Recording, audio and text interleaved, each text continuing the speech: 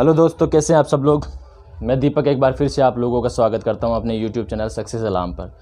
दोस्तों, हम question answer कर रहे हैं यूनिट वाइज, ठीक है। इससे पहले मैं आप लोगों को 4 यूनिट करवा चुका हूं, यूनिट 8, 9, 10 और 11। आज हम जो यूनिट करेंगे वो करेंगे यूनिट 12 और 13, ठीक है। 11 यूनिट तक कर लिया अपन लोगों ने, ठीक है। आज करेंगे अपन 2 यूनिट करेंगे, एक दिन में 2 यूनिट करते हैं, ठीक है। तो यूनिट नंबर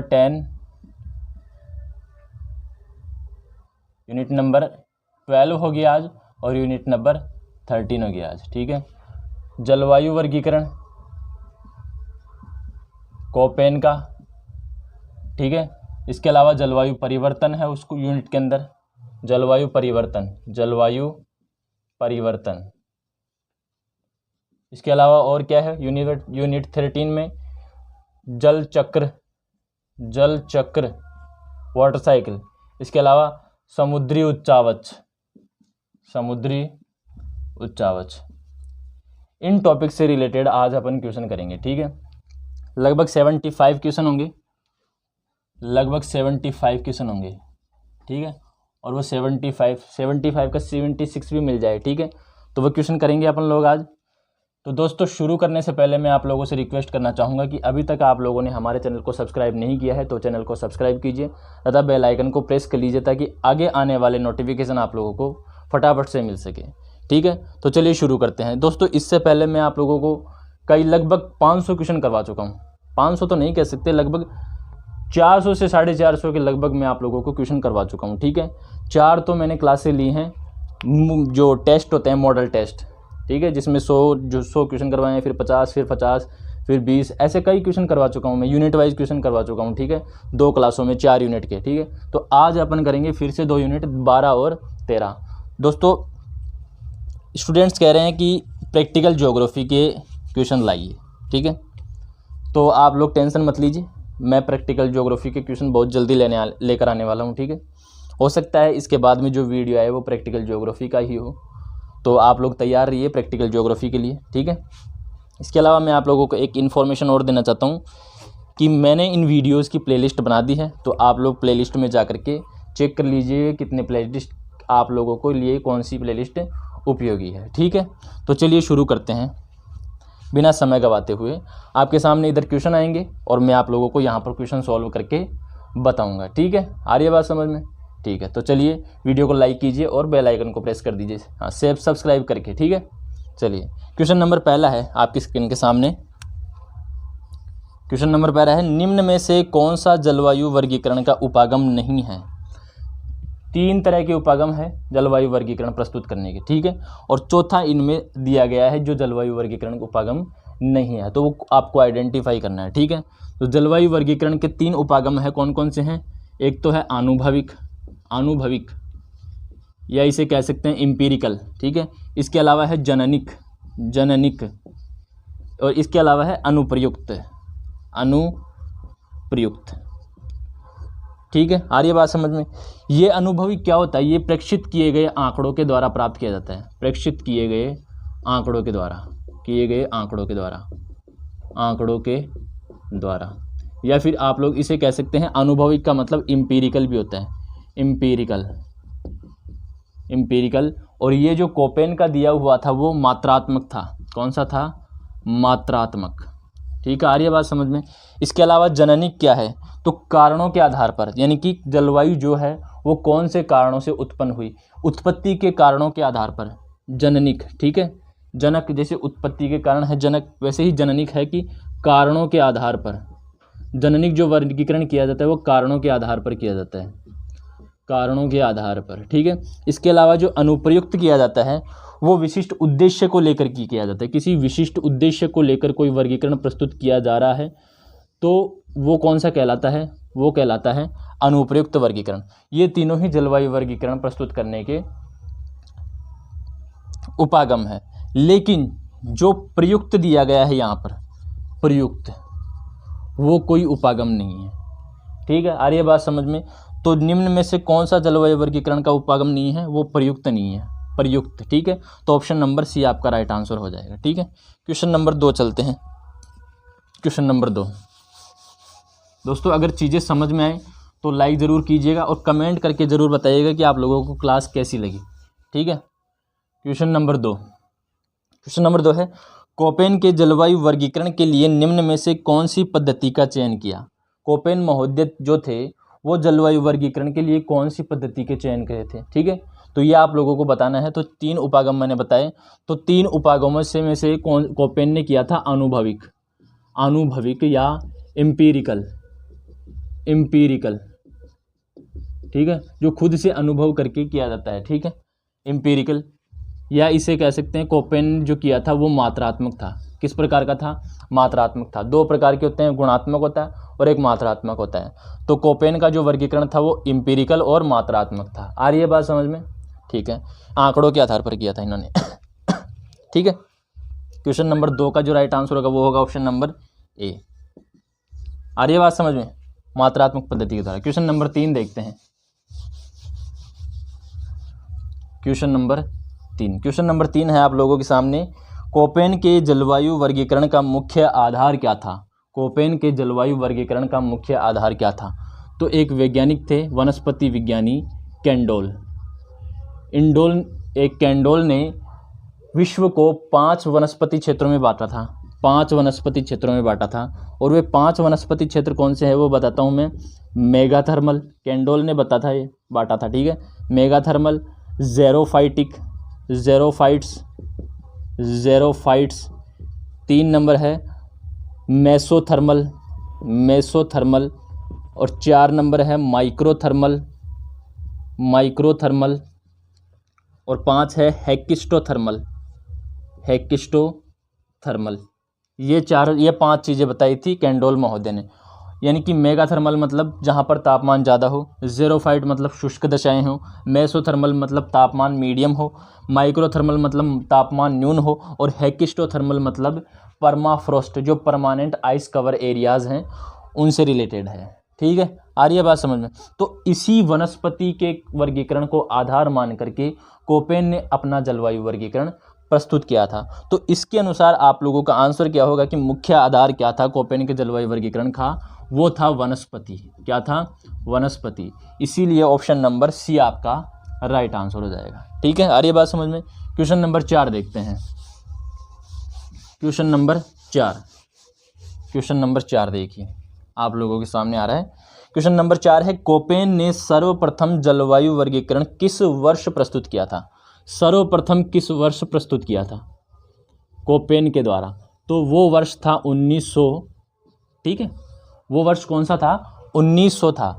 वर्ष 1900 में कोपेन ने पहली बार अपना जलवायु वर्गीकरण प्रस्तुत किया था। इसके बाद में 1918 में, ठीक है, और इसके अलावा 1931 में उन्होंने अपने ही जो वर्गीकरण था उसमें संशोधन किया था। ठीक है, इसके बाद में 1953 में एक व्यक्ति आए थे, गीगर पोही। इन्होंने क्या किया, जो मूल रूप से कोपेन ने वर्गीकरण दिया था वर्ष 1900 में, इसमें उन्होंने कोई परिवर्तन नहीं किया। इसमें परिवर्तन किया, किसमें, मौलिक वर्गीकरण में। याद रखिएगा, मौलिक वर्गीकरण में संशोधन करने वाले गीगर पोही थे। कब किया गया, 1953 में किया गया। किसके द्वारा, गीगर पोही के द्वारा। ठीक है, तब से ये कहा जाने लगा कोपेन गीगर पोही जलवायु वर्गीकरण के नाम से जाना जाने लगा। ठीक है, आर्य बास में सबसे पहले कब दिया था, 1900 वर्ष में दिया था। बाद में संशोधन किया 1918 में और 1931 में। बाद में 1953 में गीगर पोही ने संशोधन करके कि जो मौलिक वर्गीकरण था उसमें संशोधन किया, जो मॉडिफिकेशन है वो किया। ठीक है, आर्य बात समझ। तो चौथे का जो राइट आंसर होगा वो होगा 1900, ऑप्शन नंबर बी। ठीक है, क्वेश्चन नंबर 5 देखते हैं। क्वेश्चन नंबर 5 आप लोगों के सामने आ रहा है। ठीक है, जल्दी करते हैं। कोपेन ने 5 जलवायु समूह निर्धारित किए, जिनमें से कौन सा एक वर्षण पर आधारित है। किस पर आधारित है, वर्षण पर। 5 जलवायु वर्गीकरण कौन से थे, A, B, C, D और E। ये 5 जलवायु वर्गीकरण बताए थे, और ये बोला था कि इनमें 4 तो ऐसे हैं जो तापमान और वर्षा पर आधारित हैं।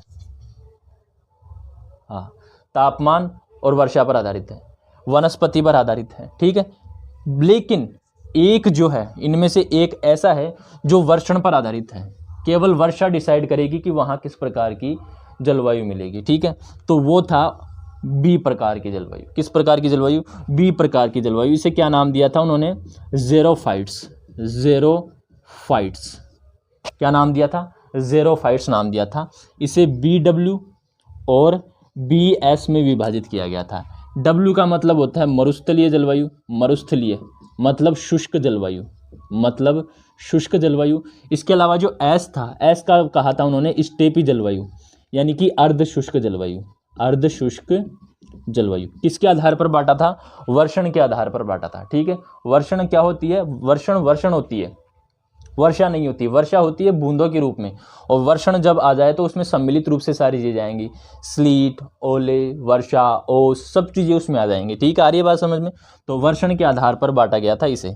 इस क्षेत्र में क्या होता है, इस बी वाले क्षेत्र में क्या होता है, वर्षा से ज़्यादा वाष्पोत्सर्जन हो जाता है, वाष्पीकरण ज़्यादा होता है और वर्षा कम होती है, ठीक है। आ रही है बात समझ में? तो पाँचवें का जो राइट आंसर होगा वो होगा option number B, option number B. Question number 6 देखिए आप लोगों के सामने,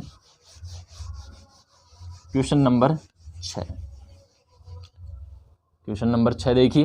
क्वेश्चन नंबर 6, कोपेन द्वारा बताए गए स्मॉल लेटर्स में एस का अर्थ निम्न में से कौन सा होगा? स्मॉल लेटर्स बताए थे उन्होंने, एक तो डब्ल्यू बताया था, एक छोटा एस बताया था, एक एफ बताया था, बहुत से बताए थे, ठीक है। इसके अलावा उन्होंने बताया था छोटा एम बताया था, ठीक है। इसके अलावा और भी बताए थे, ठीक है, डब्ल्यू, एस, एफ, एम ये बताए थे, ठीक है। छोटे अक्षर, मुख्य जो छोटे अक्षर थे वो ये बताए थे। इनमें से एस का अर्थ आप लोगों को पूछा गया है। तो एस का जो अर्थ होता है वो होता है ग्रीष्म ऋतु शुष्क, ग्रीष्म ऋतु शुष्क।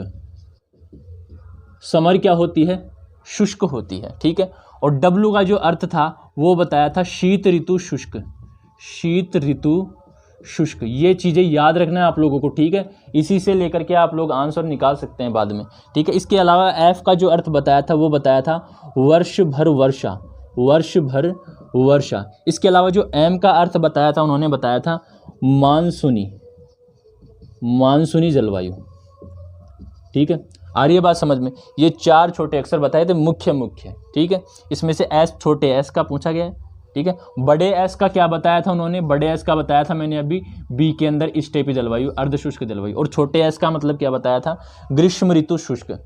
एस का मतलब समर, और समर क्या होगी? शुष्क होगी। डब्ल्यू का मतलब विंटर, विंटर क्या होगी? शुष्क होगी। बस इतना याद रख लेना। और एम से मानसून, और एफ का मतलब वर्ष भर वर्षा। तो 6वें का जो राइट आंसर होगा कि एस का अर्थ क्या बताया था उन्होंने बताया था शुष्क ग्रीष्म ऋतु, option number B right answer हो जाएगा। क्वेश्चन नंबर 7 देखते हैं। क्वेश्चन नंबर 7 समझते हुए चलेंगे दोस्तों, ठीक है। तो आप लोग ये मत कहिएगा कि केवल आंसर बता के आगे चलिए, ठीक है। वो तो आप लोगों को बहुत से मिल जाएंगे, ठीक है। आप लोगों को किताबों में भी मिल जाएंगे, ऐसे इंटरनेट पर भी खूब मिल जाएंगे। इसके अलावा 7 नंबर देखिए, कोपेन के 7 नंबर क्वेश्चन आपके सामने है। कोपेन ने जलवायु कौन सी विशेषताओं के आधार पर उप प्रकारों में विभाजित किया था, ठीक है। ये जो उप प्रकार बताए हैं उन्होंने, जो भी हैं एस वगैरह, एम वगैरह, एफ वगैरह, ठीक है, ये किस आधार पर बताए थे कोपेन ने, ठीक है। जो मेन थे वो तो वनस्पति के आधार पर बता दिए थे, लेकिन जो उन्होंने उप प्रकार बताए थे जलवायु समूहों के, वो किस आधार पर बताए थे वो आप लोगों को बताना है। तो एक चीज़ थी वर्षा, कि वर्षा कितनी होती है उस जलवायु में, और तापमान कैसा रहता है उस जलवायु में, ठीक है। तापमान की और वर्षा की बात की थी उन्होंने, मासिक तापमान, वार्षिक तापमान और वार्षिक वर्षा की, औसत वार्षिक वर्षा की बात की थी उन्होंने, ठीक है। तो कौन से 2 चीज़ थी? वर्षा और तापमान के आधार पर उन्होंने जलवायु समूहों को उप प्रकारों में विभाजित किया था। तो ऑप्शन नंबर आप लोगों का 7वें का जो राइट आंसर होगा वो होगा option number A right answer होगा। एफ का बता ही दिया मैंने, एम का बता ही दिया। इसके अलावा जो ए था, एक ए शब्द भी दिया था छोटा वाला, उसका मतलब बताया था उष्ण ग्रीष्मकाल। ग्रीष्मकाल कैसा होगा? उष्ण होगा, मतलब गर्म होगा। और जो तापमान होगा, सबसे ठंडे महीने का तापमान वो 22 डिग्री सेंटीग्रेड से ऊपर होगा, 22 डिग्री सेंटीग्रेड से ऊपर होगा, उष्ण ग्रीष्मकाल होता है। और दूसरा बताया था उन्होंने बी का मतलब बताया था सर्द ग्रीष्मकाल, सर्द ग्रीष्मकाल। क्या बताया था? सर्द ग्रीष्मकाल बताया था उन्होंने, ठीक है। और इसका मतलब बताया था कि जो गर्मियाँ होंगी उनमें भी सर्दियाँ पड़ेगी, लेकिन वहाँ का जो तापमान होगा वो 22 डिग्री सेंटीग्रेड से नीचे ही रहेगा भाई साहब, इससे ऊपर नहीं जाएगा। एक बताया था उन्होंने छोटा सी, बड़ा सी अलग है, छोटा सी अलग है। उन्होंने बताया था सर्द लघु ग्रीष्मकाल, सर्द लघु ग्रीष्म काल, मतलब ग्रीष्मकाल तो आएगी लेकिन थोड़े समय के लिए आएगी, ग्रीष्मकाल तो आएगी लेकिन थोड़े समय के लिए आएगी। और जो तापमान होगा वो जो अधिकतम गर्मियाँ पड़ेगी 4 महीने में, केवल 4 महीनों के ग्रीष्मकाल बताया था। और उसमें भी बताया था कि जो तापमान है वो 10 डिग्री सेंटीग्रेड से ऊपर नहीं जाएगा,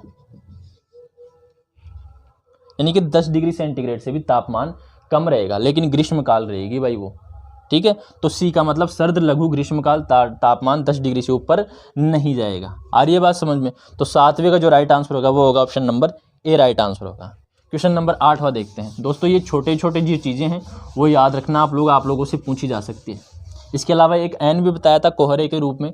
तो 8वां देखते हैं। 8वां, कोपेन द्वारा बताए गए जलवायु प्रकार AW का अर्थ क्या है? पूछा क्या गया भाई, AW का अर्थ बताइए। ए का मतलब क्या बताया था उन्होंने? ए का मतलब बताया था आर्द्र उष्णकटिबंधीय। देखो ऐसे तोड़ करके याद करोगे ना तभी पता चलेगा, आर्द्र उष्णकटिबंधीय, ठीक है। ए का मतलब तो ये हो गया। डब्ल्यू का मतलब बताया था शुष्क शीत ऋतु, शीत ऋतु। तो अब इसमें देख लीजिए आप लोग कहाँ लिखा हुआ है, आर्द्र उष्णकटिबंधीय शुष्क शीत ऋतु। ऑप्शन नंबर ए ही आपके सामने आ गया। तो 8 का जो राइट आंसर होगा वो क्या होगा? ए होगा। ठीक है। इसके अलावा जो बी ऑप्शन दे रखा है इसमें आर्द्र उष्णकटिबंधीय, ये तो हो गया आर्द्र उष्णकटिबंधीय, ठीक है। अब है शुष्क ग्रीष्म ऋतु। शुष्क ग्रीष्म ऋतु के लिए कौन सा वर्ड था छोटा वाला? वो था एस। तो एस प्रकार की जलवायु कौन सी होगी? आर्द्र उष्णकटिबंधीय ग्रीष्म ऋतु, शुष्क ग्रीष्म ऋतु हो जाएगी। आ रही है बात समझ में? तो AW को एक जगह सवाना भी बोला जाता है। AW जो बताया था कोपेन ने, उसे सवाना प्रकार की जलवायु भी कहते हैं। किस प्रकार की जलवायु भी कहते हैं? सवाना प्रकार की जलवायु भी कहते हैं। और आप लोग याद रखिएगा, ये क्वेश्चन ज़्यादा पूछा जाता है कि ठीक है AW का मतलब क्या होता है? सवाना प्रकार की जलवायु, ठीक है। क्वेश्चन नंबर 9 देखते हैं। 8वें का ए हो गया। क्वेश्चन नंबर 9, क्वेश्चन नंबर 9 है कोपेन द्वारा बताए गए BW का अर्थ क्या है? कोपेन द्वारा बताए गए BW का अर्थ क्या है? ये जो ए ऑप्शन है आपका, इसमें स्टीव लिखा होगा, लेकिन वो स्टीव नहीं है, वो स्टेपी है। आप लोग सही कर लेना उसे, क्या है? स्टेपी है। या तो हो सकेगा तो मैं सही कर दूंगा, ठीक है। निशान लगा लेता हूँ मैं इसके, ठीक है। स्टीव की जगह स्टेपी कर लेना आप लोग, ठीक है। तो BW का अर्थ क्या बताया है? BW का अर्थ मैंने उसी टाइम पर बता दिया था जब तक आप लोगों को मैंने जो ज़ेरोफाइटिक वाला बताया था, क्वेश्चन नंबर 5वां। तो उसमें बताया था कि एक तो बताया था BW और एक बताया था BS। तो BW का अर्थ बताया था उन्होंने मरुस्थलीय जलवायु, मरुस्थलीय जलवायु। W का मतलब मरुस्थलीय जलवायु और S का मतलब स्टेपी जलवायु, ठीक है। तो ऑप्शन नंबर आप लोगों को कौन सा सही होगा आप लोगों के सामने? वो होगा 9वें का option number B right answer हो गया, मरुस्थलीय जलवायु। एस का मतलब स्टेपी मतलब अर्ध शुष्क और डब्ल्यू का मतलब मरुस्थलीय मतलब शुष्क हो गया। आ रही है बात समझ में? यहाँ पर ये भी लिख लेना, शुष्क और अर्ध शुष्क। उम्मीद करता हूँ आप लोग कॉपी लेकर के बैठते होंगे, ठीक है। नोट करते होंगे इन चीज़ों को। क्वेश्चन नंबर 10 है, क्वेश्चन नंबर 10, क्योंकि आप लोगों को जब रिवीजन करोगे ना आप लोग तो यही चीज़ें काम में आएंगी, ठीक है। आप लोग पूरी जो 11th और 12th की है वो आप लोग एक साथ बिल्कुल भी नहीं पढ़ सकते, ठीक है। तो नोट्स तो आपको बनाना पड़ेगा। आ रही है बात समझ में? ठीक है। क्वेश्चन नंबर 10 देखते हैं। क्वेश्चन नंबर 10 है भारतीय प्रायद्वीप के अधिकतर भागों को कोपेन के वर्गीकरण के आधार पर रखा जा सकता है। कौन से वर्गीकरण में रखा जा सकता है? ठीक है, तो पहला ऑप्शन है AF। माफ करना दोस्तों, थोड़े से कॉल वगैरह आ जाते हैं, ठीक है। एक मिनट रुकना।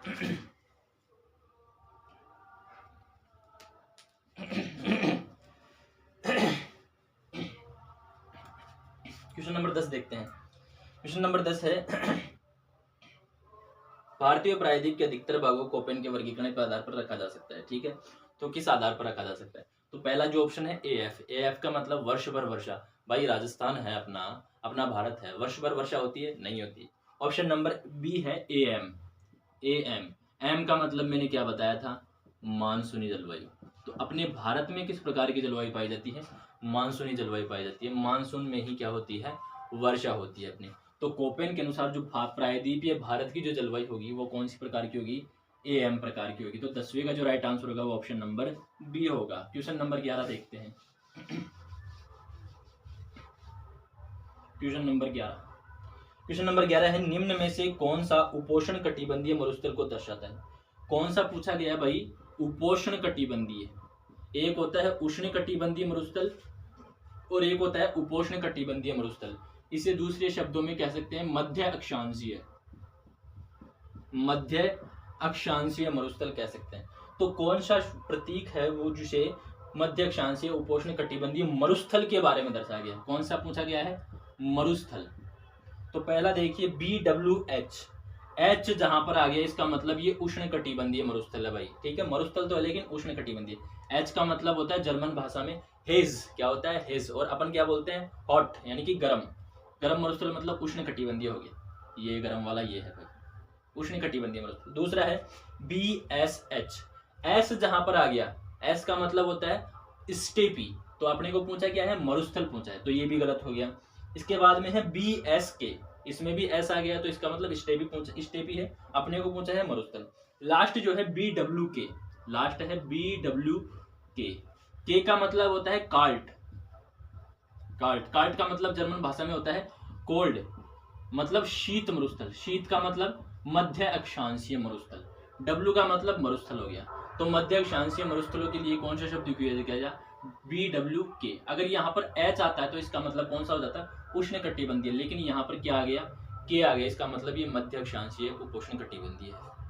ठीक है, आ रही है बात समझ में? एक मिनट रुकिएगा दोस्तों।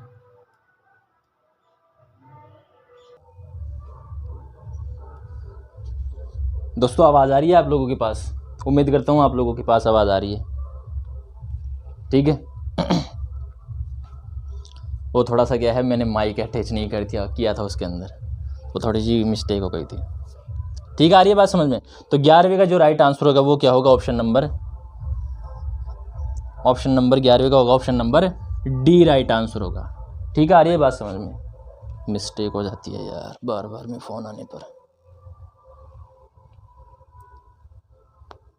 हो गया, सही हो गया, चल रहा है सही।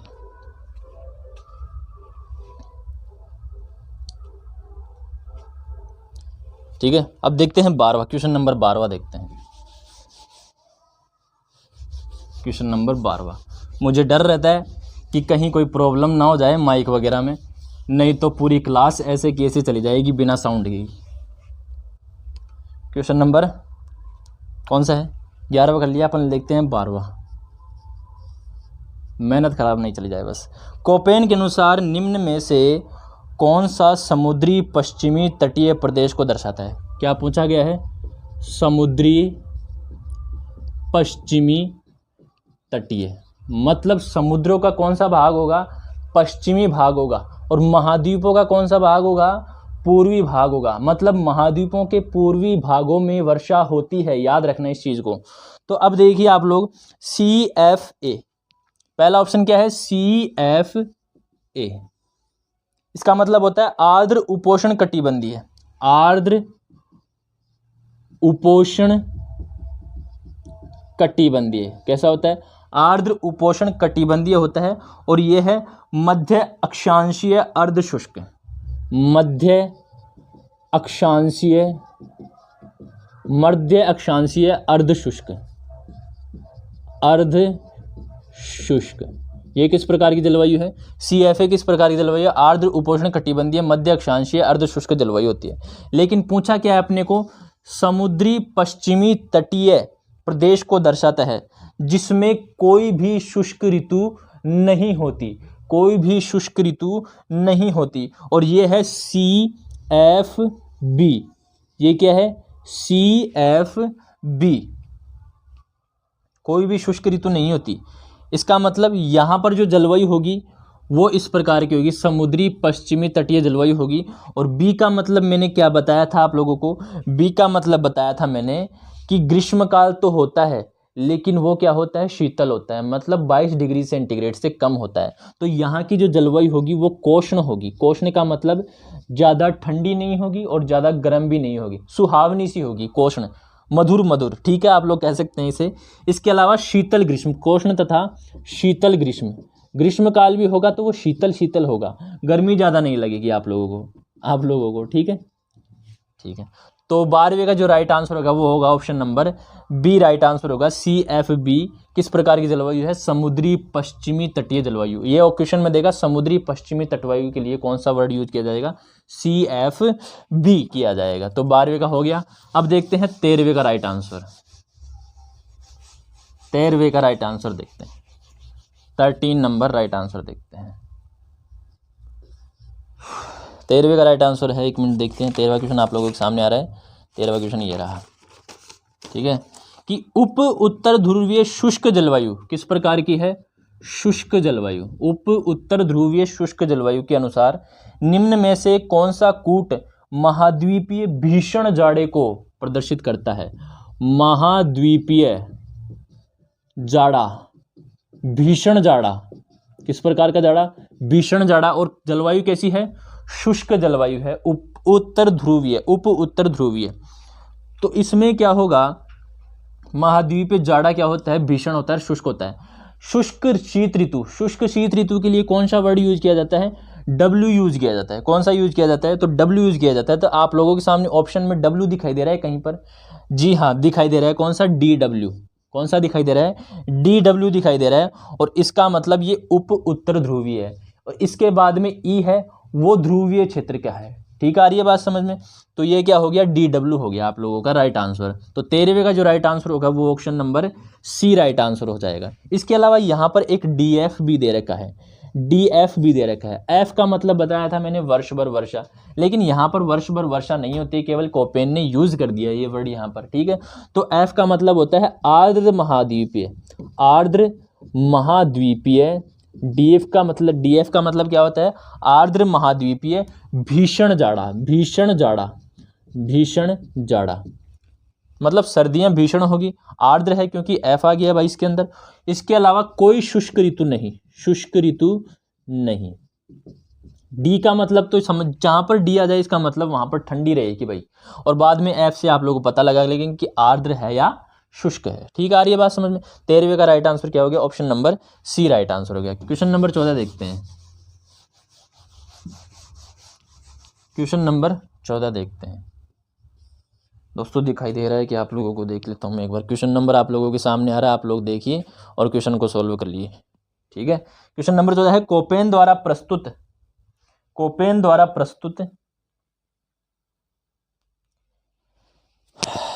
ए प्रकार की जलवायु की निम्न में से कौन सी विशेषता नहीं है भाई। ए प्रकार की जलवायु के बारे में पूछा है और ए प्रकार की जलवायु के बारे में, एक गोल नहीं लगाता हूँ मैं, ए प्रकार की जलवायु के बारे में पूछा है कि इनकी कौन सी विशेषता नहीं है। तो यह कर्क रेखा व मकर रेखा के मध्य मिलती है, सही बात है भाई, ये कर्क रेखा और मकर रेखा के बीच में मिलती है। बाद में तो उपोष्ण कटिबंधीय है, शीतोष्ण कटिबंधीय, ध्रुवीय, उत्तर उपध्रुवीय, ये चालू हो जाती हैं। तो ये पहला ऑप्शन तो आप लोगों को सही है। दूसरा है अंतरा उष्ण कटिबंधीय अभिसरण क्षेत्र के कारण आर्द्र एवं उष्ण जलवायु, ITCZ पाया जाता है यहाँ पर, ठीक है। अंतरा उष्ण कटिबंधीय, इंटर ट्रॉपिकल कन्वर्जेंस जोन पाया जाता है, इसके कारण यहाँ पर आर्द्र जलवायु रहती है, उष्ण जलवायु रहती है, सही बात है भाई। तीसरा है वार्षिक तापांतर एवं वर्षा सर्वाधिक। नेक्स्ट है D उष्ण कटिबंधीय आर्द्र जलवायु। तो ए का मतलब ही क्या होता है, उष्ण कटिबंधीय आर्द्र जलवायु। तो आप लोगों का D भी सही है।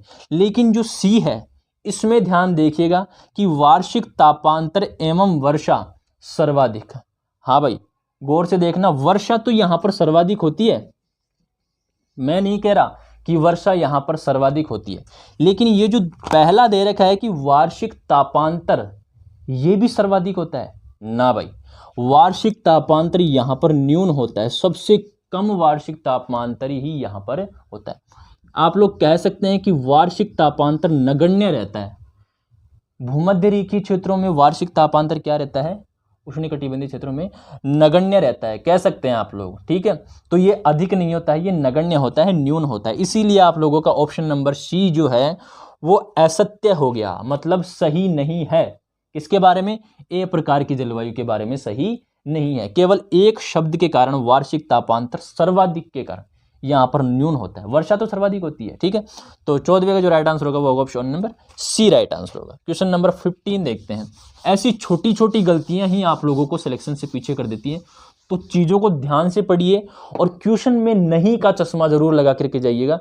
लास्ट में पढ़िएगा कि नहीं लिखा हुआ है या नहीं लिखा हुआ है, मतलब नहीं लिखा हुआ है या नहीं लिखा हुआ है, ठीक है। आ रही है बात समझ में? ठीक है। क्वेश्चन नंबर 14 हो गया। 15वां देखते हैं। क्वेश्चन नंबर 15 यार, यहाँ पर क्वेश्चन नंबर 15 दो हैं, तो अपने को क्या है, अपन दो क्वेश्चन कर लेते हैं। पहला में ये 14 नंबर का क्वेश्चन है, उसके नीचे वाला करवा देता हूँ, फिर बाद में जो सेकंड वाला है वो करवा देता हूँ, ठीक है। तो क्वेश्चन नंबर 15 देखते हैं आप लोग, ठीक है। आप लोगों को क्वेश्चन एक्स्ट्रा मिल जाएगा, ठीक है। तो कोपेन द्वारा प्रस्तुत कूट अक्षर एच मुख्य कितने बताए थे उन्होंने? 5 जलवायु वर्गीकरण दिए थे, लेकिन उन्होंने एक एच भी बताया था। क्या बताया था? एच भी बताया था। और इस एच का मतलब आप लोगों को बताना है। ये आप लोग याद रखिएगा, इंपॉर्टेंट क्वेश्चन है, आ सकता है, वेरी वेरी इंपॉर्टेंट क्वेश्चन है, ठीक है। तो एच का मतलब बताइए। तो एच का मतलब आप लोगों को बताना है, मैं बता देता हूं आप लोगों को। तो आप लोगों का जो डी ऑप्शन है, डी में क्या लिखा हुआ है? हिमाच्छादित उच्च भूमियां। उच्च भूमियां है, लेकिन वो किस प्रकार की है? हिम आच्छादित है, ठीक है। हिम आच्छादित उच्च भूमियों के लिए एच शब्द यूज किया गया है। इसके अलावा ऑप्शन है ध्रुवीय हिम टोपी, ऑप्शन नंबर ए है ध्रुवीय हिम टोपी, उसके लिए किया जाएगा ई एफ। इसके अलावा टुंड्रा के लिए किया गया है ई टी। इसके अलावा उप उत्तर ध्रुवीय के लिए किया गया है डी डब्ल्यू, जो भी मैंने बताया था, ठीक है। तो ऑप्शन नंबर ए के लिए, ऑप्शन नंबर बी के लिए और ऑप्शन नंबर सी के लिए ये किया गया है। बाकी जो अपना राइट आंसर होगा ऑप्शन नंबर डी होगा, उच्च भूमिया, हिमाच्छादित उच्च भूमियों के लिए एच शब्द का यूज किया गया है। कहाँ गया डस्टर? क्वेश्चन नंबर 15 का हो गया ये। अब नेक्स्ट जो 15 नंबर क्वेश्चन है, नेक्स्ट लाइन वाला, ये तो 14 नंबर के नीचे वाला था। अब नेक्स्ट वाला देखते हैं कि कथनों पर विचार कीजिए। कथन दे रखे हैं भाई, विषुवत व्रत निकट है, विषुवत रेखा है, ठीक है, यानी कि विषुवत व्रत इसके निकट पाया जाएगा, ठीक है। नेक्स्ट है वार्षिक तापांतर नगण्य, वार्षिक तापांतर भी नगण्य है, ठीक है भाई। नेक्स्ट है अमेजन बेसिन, अमेजन बेसिन क्या है? विषुवत रेखीय प्रदेशों में गिने जाते हैं, ठीक है, तो याद रखिएगा अमेजन बेसिन। नेक्स्ट है व्यापक जैव विविधता, जैव विविधता भी यहाँ पर क्या मिलेगी? व्यापक मिलेगी। तो ये सारी विशेषताएं किसकी दे रखी है? भूमध्य रेखीय क्षेत्रों की दे रखी हैं कि हाँ भाई विस्तृत विषुवत व्रत निकट के, हाँ भाई विषुवत व्रत निकट है। वार्षिक तापांतर भी नगण्य रहता है, ज़्यादा तापमान का अंतर नहीं होता है, ठीक है। इसके अलावा अमेजन बेसिन के क्षेत्र भी यहीं पर मिलते हैं अमेरिका के अंदर। व्यापक जैव विविधता, सर्वाधिक जैव विविधता भी यहीं पर मिलती है, ठीक है, क्योंकि जो वनस्पति है वो भी ज़्यादा है, वर्षा भी ज़्यादा होती है, तापमान भी ज़्यादा रहता है, तो जो जैव विविधता है वो भी ज़्यादा मिलती है। तो आपको क्वेश्चन पूछा गया है कि उपरोक्त कथन निम्न में से किससे संबंधित है? तो आप लोगों से जलवायु के बारे में पूछा है कि कौन सा कूट आएगा सही। तो एक बताई थी मैंने एफ प्रकार की जलवायु, एफ का मतलब होता है वर्ष भर वर्षा, और ये कौन से प्रकार का है? विषुवत रेखीय। तो उष्ण कटिबंधीय, आर्द्र उष्ण कटिबंधीय कौन सा होगा? ए वाला होगा। तो ए एफ प्रकार की जलवायु की ये विशेषताएं हैं। तो जो राइट आंसर होगा इस वाले 15 क्वेश्चन का वो होगा option number D right answer होगा। यार फोन हिल रहा है क्या मेरा? लग रहा है मुझे इसे। क्वेश्चन नंबर 15 हो गया। क्वेश्चन नंबर 16 देखते हैं। क्वेश्चन नंबर 16,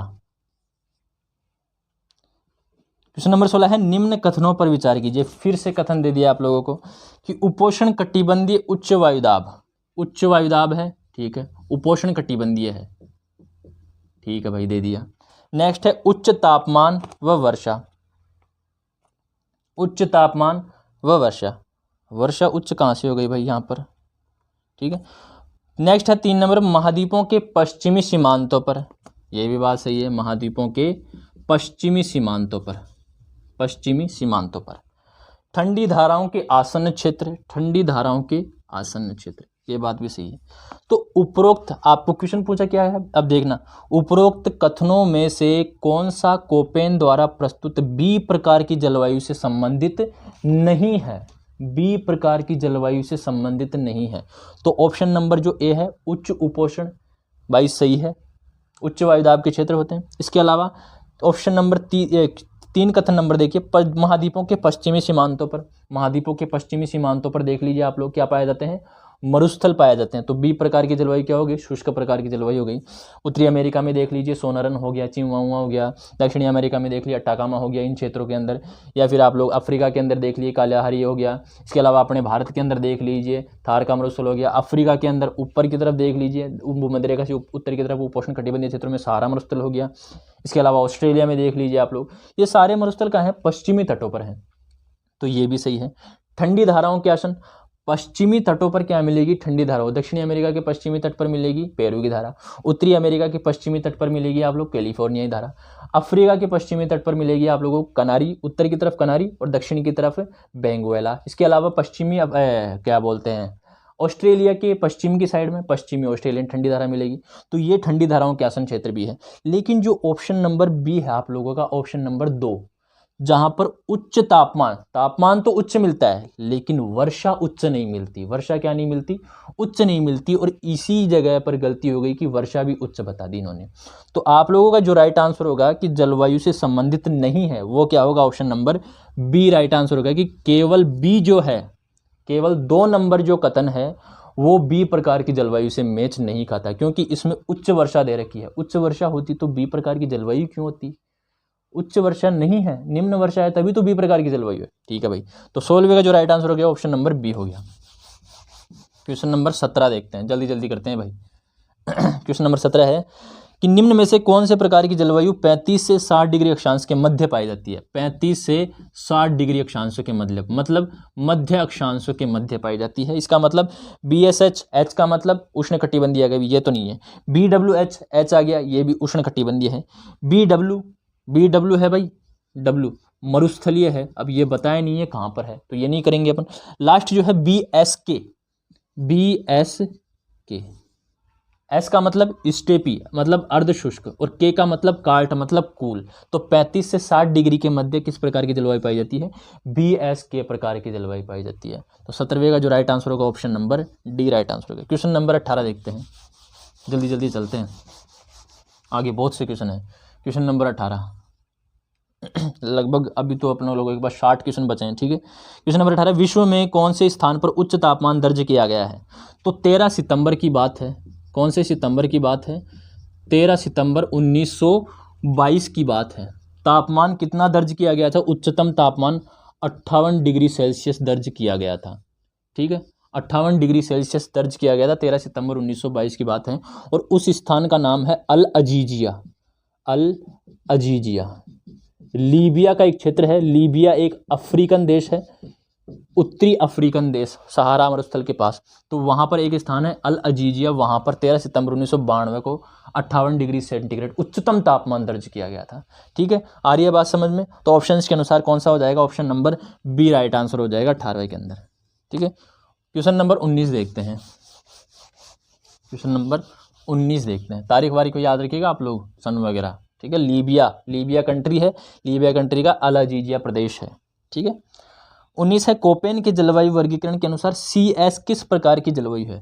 CS, S कौन सा, छोटा, S का मतलब ग्रीष्मकाल शुष्क, ग्रीष्मकाल शुष्क मतलब भाई वर्षा कब होगी, शीतकाल में होगी। तो ऐसा कौन सा क्षेत्रीय यहाँ पर देखिए, चीन तुल्य, ये CW हो गया भाई, यहाँ पर शीतकाल में वर्षा नहीं होती है। ठीक है, इसके अलावा सवाना तुल्य AW, यहाँ पर शीतकाल में वर्षा नहीं होती, लेकिन यहाँ पर क्या दे रखा है, शीतकाल में वर्षा होती है, मतलब ग्रीष्मकाल शुष्क होगा। इसके अलावा भूमध्य सागरीय, तो CS क्या होगा, ये होगा भूमध्य सागरीय जलवायु। किस प्रकार की जलवायु होगी, भूमध्य सागरीय जलवायु। ये मोस्ट इंपॉर्टेंट है, क्वेश्चन पूछा जाता है। CS प्रकार की जलवायु किस प्रकार की जलवायु होती है, भूमध्य सागरीय जलवायु होती है। इसका मतलब यहाँ पर सर्दियों में वर्षा होती है, गर्मियों में वर्षा नहीं होती है। याद रखिएगा इस चीज को आप लोग। ठीक है, ठीक है, क्वेश्चन नंबर 19 देखते हैं। जो पहला ऑप्शन है चीन तुल्य, वो आएगी CW होती है चीन तुल्य जलवायु। यहाँ पर लिख लीजिएगा चीन तुल्य जलवायु, ठीक है, सर्दियों में वर्षा नहीं होती है। इसके अलावा सवाना तुल्य में बता ही दिया था मैंने आप लोगों को AW, ठीक है। तो क्वेश्चन नंबर 20 देखते हैं आगे। क्वेश्चन नंबर 20 चाइना तुल्य भी पूछ सकता है आप लोगों को, CW वाला, ठीक है। क्वेश्चन नंबर 20 है, कोपेन के अनुसार निम्न में से कौन सी जलवायु उपोष्ण कटिबंधीय अक्षांशों में महाद्वीपों के पूर्वी भागों में पाई जाती है। उपोष्ण कटिबंधीय अक्षांशों पे महाद्वीपों के पूर्वी भागों में, ये महाद्वीप का पश्चिमी भाग हो गया और ये महाद्वीप का पूर्वी भाग हो गया। तो पूर्वी भागों के लिए पूछा है अपन लोगों को उपोष्ण कटिबंधीय, तो वो पाई जाती है CFA। कौन सा? CFA प्रकार की जलवायु पाई जाती है। इसके अलावा CFB बता दिया था मैंने, समुद्री पश्चिमी तटीय, ठीक है। इसके अलावा बता दिया था मैंने DF भी बता दिया था, आर्द्र महाद्वीपीय भी बता दिया था, ठीक है। तो क्वेश्चन नंबर जो 20वें का जो राइट आंसर है वो option number D right answer होगा, CFA। महाद्वीपों के पूर्वी भागों में, ये याद रखिएगा, महाद्वीपों के पूर्वी भागों में किस प्रकार की पाई जाती है? CFA, ठीक है। क्वेश्चन नंबर 21 देखते हैं। क्वेश्चन नंबर 21, एक एक चीज़ें याद रखना आप लोग, ठीक है। 21 है, अंटार्कटिका में 79 डिग्री दक्षिणी अक्षांश पर प्लेट्यू स्टेशन पर किस प्रकार की जलवायु मिलती है? अंटार्कटिका में 79 डिग्री अक्षांश है, सेल्सियस नहीं, अक्षांश है, अक्षांश है। वहाँ पर एक स्थान है प्लेट्यू स्टेशन।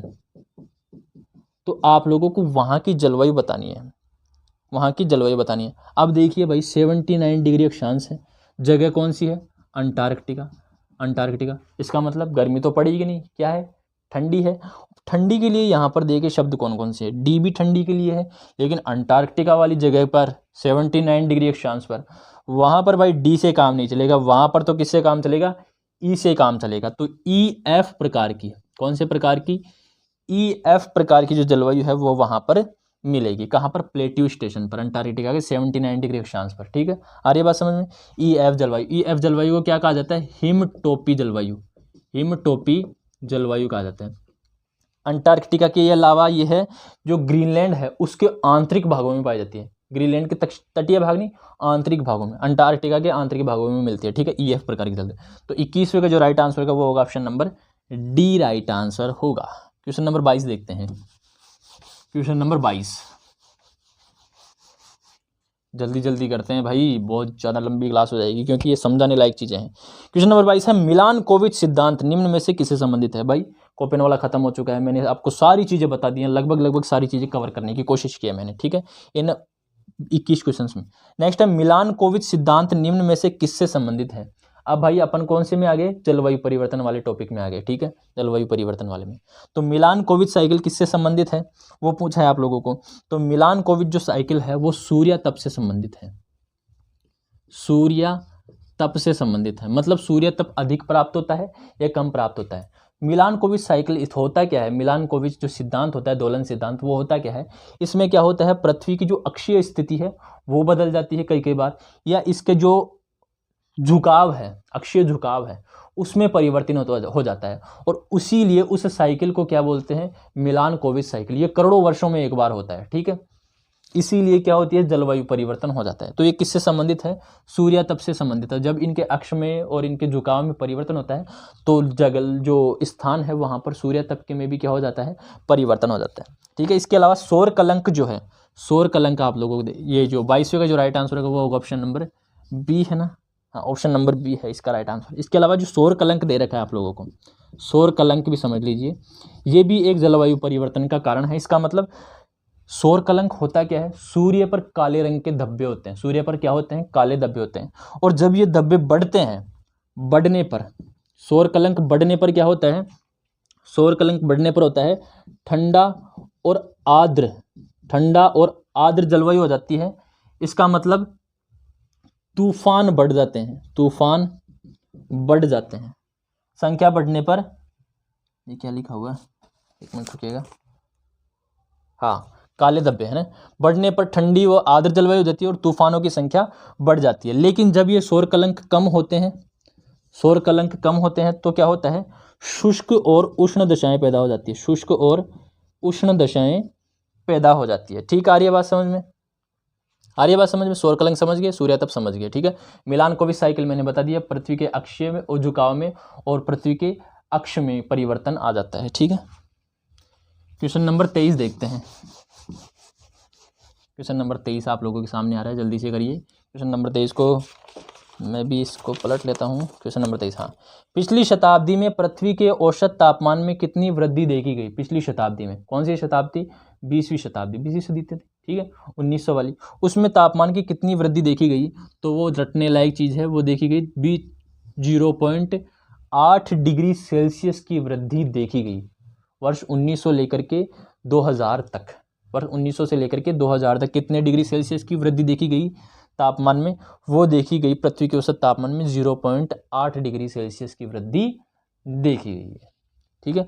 आप लोग मुझे कमेंट करके बताइए कि पृथ्वी का औसत तापमान क्या है, पृथ्वी का औसत तापमान कितना है? आप लोग कमेंट करके ज़रूर बताइएगा, ठीक है। क्वेश्चन नंबर 23 ज़रूर लगाइएगा उसमें। क्वेश्चन नंबर 24 है, क्वेश्चन नंबर 23 का जो राइट आंसर होगा वो ऑप्शन नंबर ए होगा। क्वेश्चन नंबर 24, क्वेश्चन नंबर 24 है कि निम्नलिखित में से कौन सा जलवायु परिवर्तन के लिए उत्तरदायी कारणों में शामिल नहीं है? जलवायु परिवर्तन के लिए कारणों के बारे में पूछा है, तो इनमें से बताना है कि कौन सा नहीं है, कौन सा शामिल है, नहीं है, नहीं, कौन सा शामिल है, यहाँ पर पूछा गया है।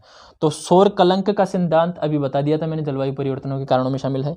इसके अलावा मिलानकोविच सिद्धांत, ये भी बता दिया था मैंने, ये जलवायु परिवर्तन के कारणों में शामिल है। महाद्वीपीय विस्थापन सिद्धांत, ये भी जलवायु परिवर्तन के कारणों में शामिल है। आज यहाँ पर है अपन, ठीक है, 23 डिग्री अक्षांश के आसपास, 23 डिग्री से ऊपर। अगर मान लो कहीं पर महाद्वीपीय विस्थापन हुआ आगे आने वाले वर्षों के अंदर, तो ये मान लो अपना जो राजस्थान है वो उठ करके या तो भूमध्य रेखा की ओर चला जाए या फिर ये चला जाए ध्रुवों की ओर, तो अपने जलवायु में परिवर्तन होगा ना, ठीक, यही बात है। तो महाद्वीपीय विस्थापन से संबंधित सिद्धांत बहुत से हैं, जैसे वेगनर ने दिया था महाद्वीपीय विस्थापन सिद्धांत। इसके अलावा हैरी हेस महोदय थे, उन्होंने बताया था कि समुद्र तल क्या होता है, फैलता है या विस्तार होता है उसका, ठीक है। इसके अलावा प्लेट टेक्टोनिक बताया था मॉर्गन ने, ठीक है। ये सभी कहते हैं महाद्वीपीय विस्थापन सिद्धांत से रिलेटेड है, ठीक है। तो डी जो ऑप्शन है आप लोगों का 24वें में, डी जो ऑप्शन है वो राइट आंसर होगा कि ये सारे जो है सिद्धांत वो जलवायु परिवर्तन से संबंधित है, ठीक है। क्वेश्चन नंबर 25 देखते हैं। क्वेश्चन नंबर 25 है कि ग्रीन हाउस गैसों की संकल्पना किसने प्रस्तुत की? भाई मोस्ट इंपॉर्टेंट है, ग्रीन हाउस गैस संकल्पना पूछा जा सकता है, ठीक है, टॉपिक में है आप लोगों के। तो ग्रीन हाउस गैस ये संकल्पना किसने दी थी? तो नाम याद रखिएगा, Joseph courier, Joseph courier, courier, तो कहीं कहीं पर ये फोरियर भी लिखा होगा, फोरियर, जोसेफ कोरियर या फोरियर ने, ठीक है, ग्रीन हाउस गैस संकल्पना दी थी। क्वेश्चन नंबर 25 का जो राइट आंसर होगा ऑप्शन नंबर डी होगा। क्वेश्चन नंबर 26 देखते हैं।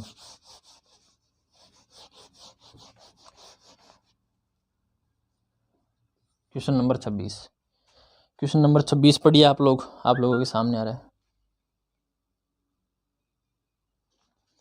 क्वेश्चन नंबर 26 देखिए दोस्तों, वो कोपेन थोड़ा सा लेंदी हो गया मुझे पता है, ठीक है, क्योंकि उसमें समझने लायक चीज़ें थी, वो आप लोगों को पता भी होनी चाहिए।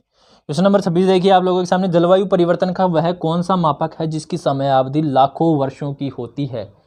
तो मापक बताए गए हैं जलवायु परिवर्तन से रिलेटेड, ठीक है, जैसे सूक्ष्म स्तरीय हो गया, अति सूक्ष्म स्तरीय हो गया, मध्यम स्तरीय हो गया, या फिर आप लोग इसे तो वृहद स्तरीय हो गया। तो आप लोगों को बताना ऐसा मापक है जिसकी समयावधि लाखों वर्षों की होती है। तो लाखों वर्षों की समयावधि देखते हैं अपन। ऑप्शन नंबर ए देखिए, मध्य स्तरीय जो समयावधि है, कालिक मापक है, वो कैसा होता है? हजारों वर्षों का होता है। वो क्या होता है? हजारों वर्षों का होता है। मध्यम है भाई, ठीक है। इसका मतलब इसका दूसरा नाम जो है वो प्रादेशिक स्थानिक मापक भी कहा जाता है इसे। दूसरे नाम भी याद रखिएगा इनके, ठीक है, जलवायु से रिलेटेड है ये सारी चीज़ें। इसका दूसरा नाम है प्रादेशिक स्थानिक मापक। ऑप्शन नंबर बी देखिए आप लोगों के सामने लिखा हुआ है, सूक्ष्म स्तरीय कालिक मापक। इसकी जो समयावधि होती है वो सैकड़ों वर्षों की होती है, सैकड़ों वर्षों की होती है, ठीक है। इसके अलावा इसका जो दूसरा नाम है वो स्थानिक मापक कहते हैं इसे, ठीक है। इसके अलावा जो 3 नंबर है ऑप्शन नंबर सी, वो है वृहद स्तरीय कालिक मापक। इसे भूमंडलीय स्थानिक मापक भी कहते हैं, भूमंडलीय स्थानिक मापक, भूमंडलीय स्थानिक मापक। और यही जो है इसे कहा जाता है लाखों वर्षों वाला स्थानीय मापक कहा जाता है। तो समयावधि लाखों वर्षों की किसकी होती है? वो होती है वृहद स्तरीय कालिक मापक की समयावधि लाखों वर्षों की होती है। ठीक है, आ रही है बात समझ में? तो 26वें का जो राइट आंसर होगा वो ऑप्शन नंबर सी होगा। क्वेश्चन नंबर 27 देखते हैं। क्वेश्चन नंबर 27, कोई ये मत कहिएगा कि सिलेबस में नहीं है भाई।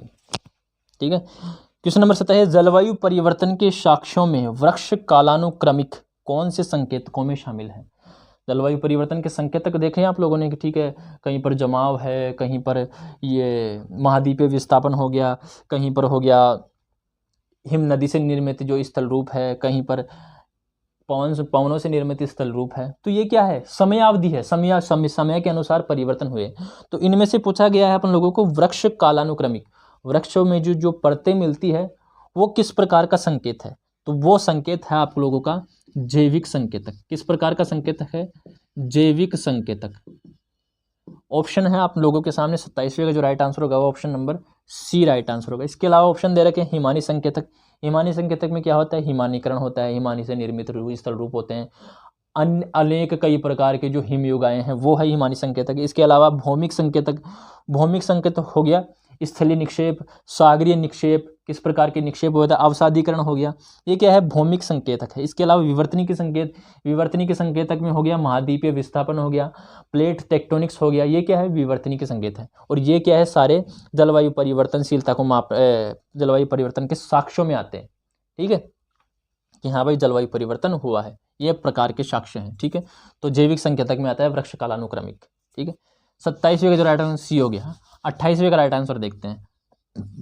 28वां देखते हैं, क्वेश्चन नंबर 28, बारी और चोरले ने, बारी और चोरले, क्या चोरले ये नहीं बताया, बारी और चोरले ने जलवायु परिवर्तन की परिवर्तनशीलता को मापने के लिए कौन से वर्ग को वर्गीकृत नहीं किया? इन्होंने, बारी और चोरले ने जलवायु परिवर्तन को मापने के लिए तीन क्या बताए थे? वर्ग बताए थे। क्या बताए थे? 3 वर्ग बताए थे, और 3 वर्गों का नाम है आवर्ती, आवर्ती, अनावर्ती और अर्ध आवर्ती, अर्ध आवर्ती। लेकिन इसमें जो ऑप्शन नंबर सी है 28वें में, ऑप्शन नंबर सी है अर्ध अनावर्ती, इस प्रकार का कोई भी उन्होंने मापक नहीं बताया, कोई भी वर्ग वर्गीकृत नहीं किया। तो बारी और चोरले ने 3 बताए थे, आवर्ती, अनावर्ती और अर्ध आवर्ती। अर्ध अनावर्ती कोई नहीं है। तो 28वें का जो राइट आंसर होगा ऑप्शन नंबर सी हो गया। क्वेश्चन नंबर डी देखते हैं। Question number D, question number D क्या हो गया, कौन सा था ये? 28वां था। क्वेश्चन नंबर 29 देखते हैं, उसका तो option number C right answer है। क्वेश्चन नंबर 29 देखते हैं, निम्न में से कौन से जलवायु परिवर्तन के प्रभाव को कम करने के उपाय है? जलवायु परिवर्तन हो गया भाई, अब उसको, जलवायु परिवर्तन तेजी से हो रहा है, अब क्या करेंगे? उसके प्रभाव को कम करेंगे। तो उसमें से चीज़ें क्या है वो बतानी है अपन लोगों के। तो उपाय क्या है? कार्बन पृथक्करण, कार्बन पृथक्करण, हाँ भाई ये उपाय है। कार्बन पृथक्करण का मतलब होता है कार्बन को चीज़ों से अलग किया जाता है और उसका एक अलग जगह पर जाकर के स्टोर कर दिया जाता है ताकि वो नुकसान ज़्यादा ना पहुंचाए। ठीक है, सही बात है भाई। दूसरा है कार्बन ऑफसेट। कार्बन ऑफसेट होता है किसी भी कार्बनिक पदार्थ की, किसी भी कार्बनिक तत्व की 1 मीट्रिक टन में परिवर्तन या कमी करना, क्या कहलाता है? कार्बन ऑफसेट कहलाता है। 1 मीट्रिक टन की कमी से रिलेटेड है, ये याद रखना। ठीक है, नेक्स्ट है कार्बन कुंड। कार्बन सिंक की बात सुनोगी आप लोगों ने। कार्बन कुंड, जैसे सागर है कार्बन कुंड का कार्य करते हैं, जो जंगल है वो कार्बन कुंड का कार्य करते हैं। ऐसे ही कार्बन सिंक भी क्या है? एक जो जलवायु परिवर्तन के प्रभाव उसको कम किया जाता है। कार्बन सिंक के बारे में देखते हैं कि वनों द्वारा सोखा गया कार्बन, ये क्या करते हैं? कार्बन सिंक क्या करते हैं? कार्बन को सोख लेते हैं, कार्बन को सोख लेते हैं, जैसे समुद्र हो गया, वन हो गया। ठीक है, तो वनों द्वारा जो कार्बन सोखा जाता है, वनों द्वारा जो कार्बन सोखा जाता है उसे ग्रीन कार्बन कहते हैं। ग्रीन कार्बन, वनों द्वारा सोखे गए कार्बन को क्या कहते हैं? ग्रीन कार्बन कहते हैं। और समुद्रों द्वारा या सागरों द्वारा जो कार्बन सोखा जाता है उसे ब्लू कार्बन कहते हैं। ब्लू कार्बन, सागरों द्वारा जो कार्बन सोखा जाता है उसे ब्लू कार्बन, और वनों द्वारा सोखा जाता है उसे ग्रीन कार्बन। ठीक है, आ रही है बात समझ? ठीक, तो 29वां का जो राइट आंसर होगा वो ऑप्शन नंबर डी होगा कि ये सभी जो हैं उपरोक्त सभी ये जलवायु परिवर्तन के प्रभाव को कम करने के उपाय हैं। क्वेश्चन नंबर 30 देखते हैं। जल्दी जल्दी करते हैं भाई।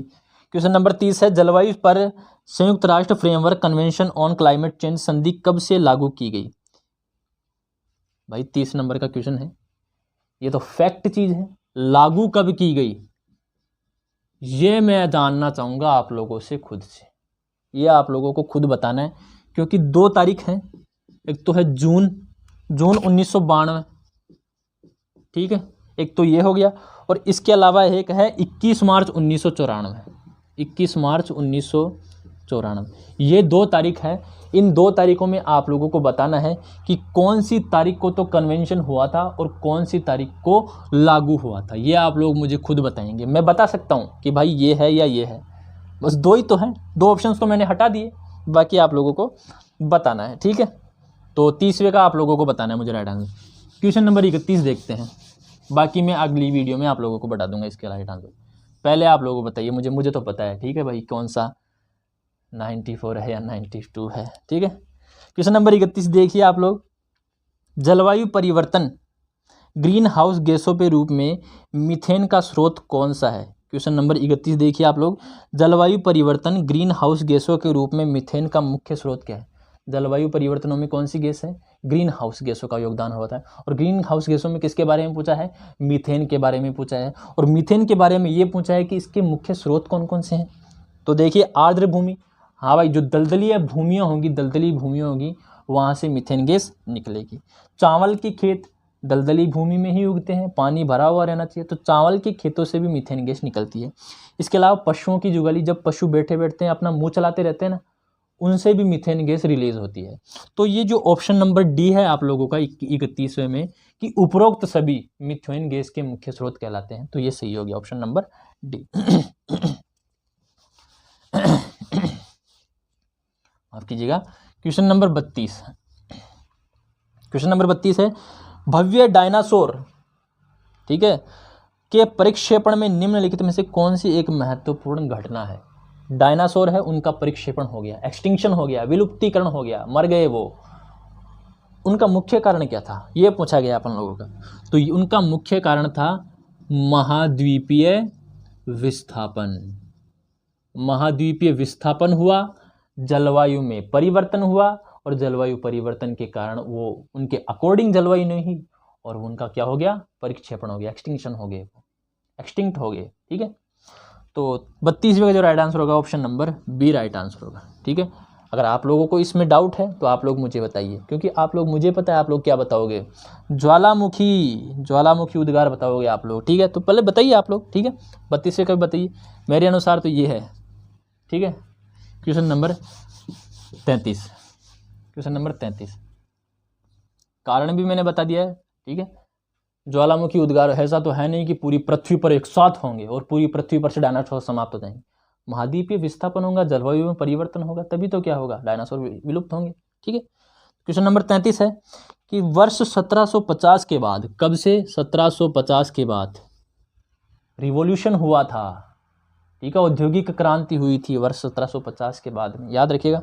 के बाद में वायुमंडल में हुई कार्बन डाइऑक्साइड की वृद्धि के संबंध में निम्नलिखित में से कौन सा प्रतिशत का वर्ग सही है? यानी कि कितने प्रतिशत से भी ज़्यादा कार्बन डाइऑक्साइड वर्तमान में वायुमंडल में बढ़ोतरी हो गई? तब वो हुई है 30% से भी ज़्यादा कार्बन डाइऑक्साइड गैस की सांद्रता बढ़ गई है वायुमंडल में। कब से? जब से इंडस्ट्रियल रिवॉल्यूशन हुआ है 1750 के बाद, ठीक है।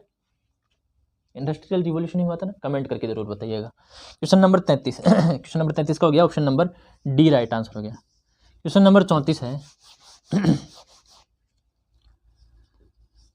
क्वेश्चन नंबर 34 है, वह कौन सा युग था जब विश्व भर में समुद्र तल का स्तर आज से लगभग 130 मीटर कम था? आज से 130 मीटर कम था समुद्र का स्तर, मतलब जल कहाँ चला गया था? नीचे की तरफ चला गया था। अब मैं बताता हूँ आप लोगों को कौन सा युग था। एक युग था प्लीस्टोसीन युग। कौन सा युग था? प्लीस्टोसीन युग। इसमें क्या हुआ था, जो प्लीस्टोसीन में हिम युग कहा जाता है, इसे कहा जाता है हिम युग कहा जाता है। इसे क्या कहा जाता है? हिम युग कहा जाता है। मतलब समुद्रों से वाष्पीकरण तो हुआ, संघनन भी हुआ, लेकिन वो धरातल पर जब पहुंचा तो बर्फ के रूप में पहुंचा। हिम के रूप में पहुंचा, बह करके वापस से समुद्रों में नहीं आया। तो भाई किसी भी चीज़ में से अपन कुछ निकालेंगे और वापस नहीं डालेंगे तो वो चीज़ कम ही होगी ना। इसीलिए जो पानी का जो स्तर था, समुद्र का जो तल था, वो कितना कम हो गया था, 130 मीटर कम हो गया था। कौन सा युग था, प्लीस्टोसीन युग था। हिंदी में बोले तो अत्यंत नूतन युग, अत्यंत नूतन युग, अत्यंत नूतन युग, प्लीस्टोसीन, याद रहेगा प्लीस्टोसीन को, ठीक है। तो 34वें का जो राइट आंसर होगा option number C right answer होगा। क्वेश्चन नंबर 35 देखते हैं, जल्दी जल्दी करते हैं। क्वेश्चन नंबर 35, समझाने की चीज़ तो समझाई जाएगी भाई। क्वेश्चन नंबर 35, विगत शताब्दी के दौरान विश्व में समुद्र के स्तर में लगभग कितनी वृद्धि हुई है।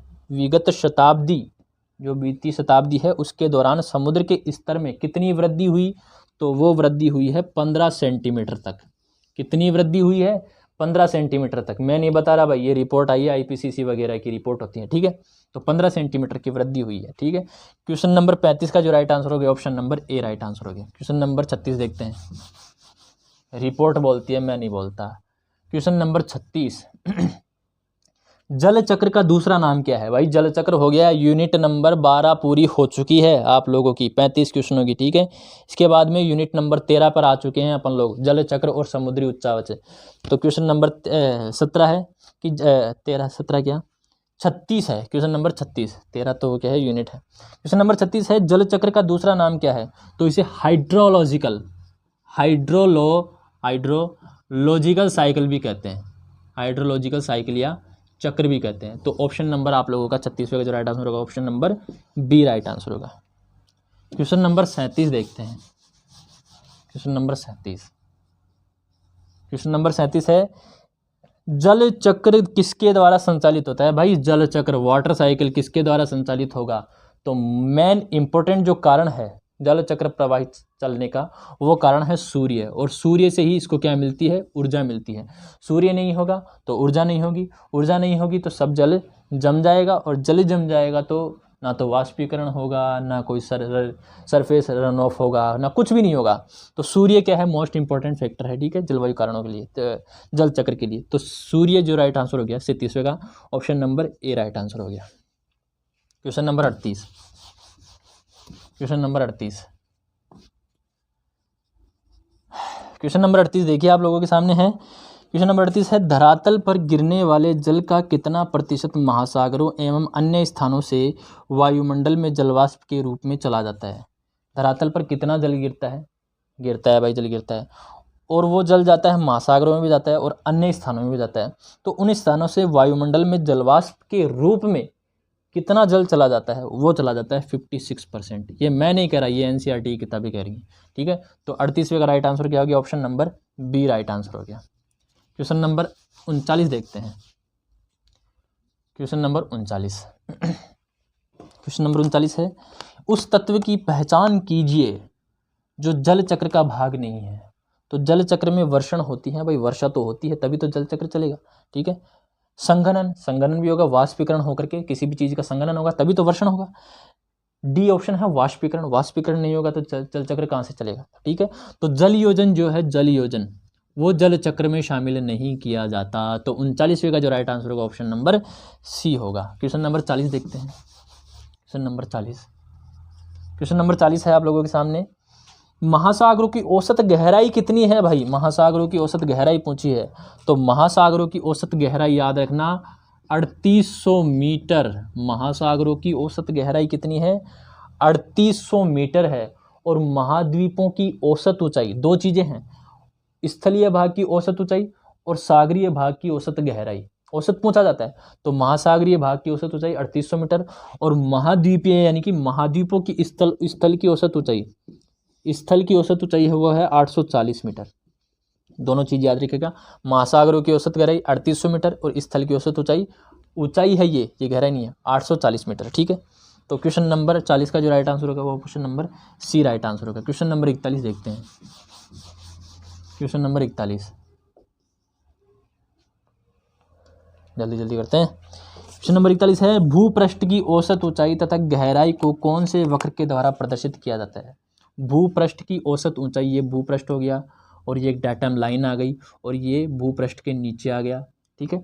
तो इनकी औसत ऊंचाई और गहराई को प्रदर्शित करने के लिए जो वक्र यूज किया जाता है वो कहलाता है उच्चतादर्शी वक्र।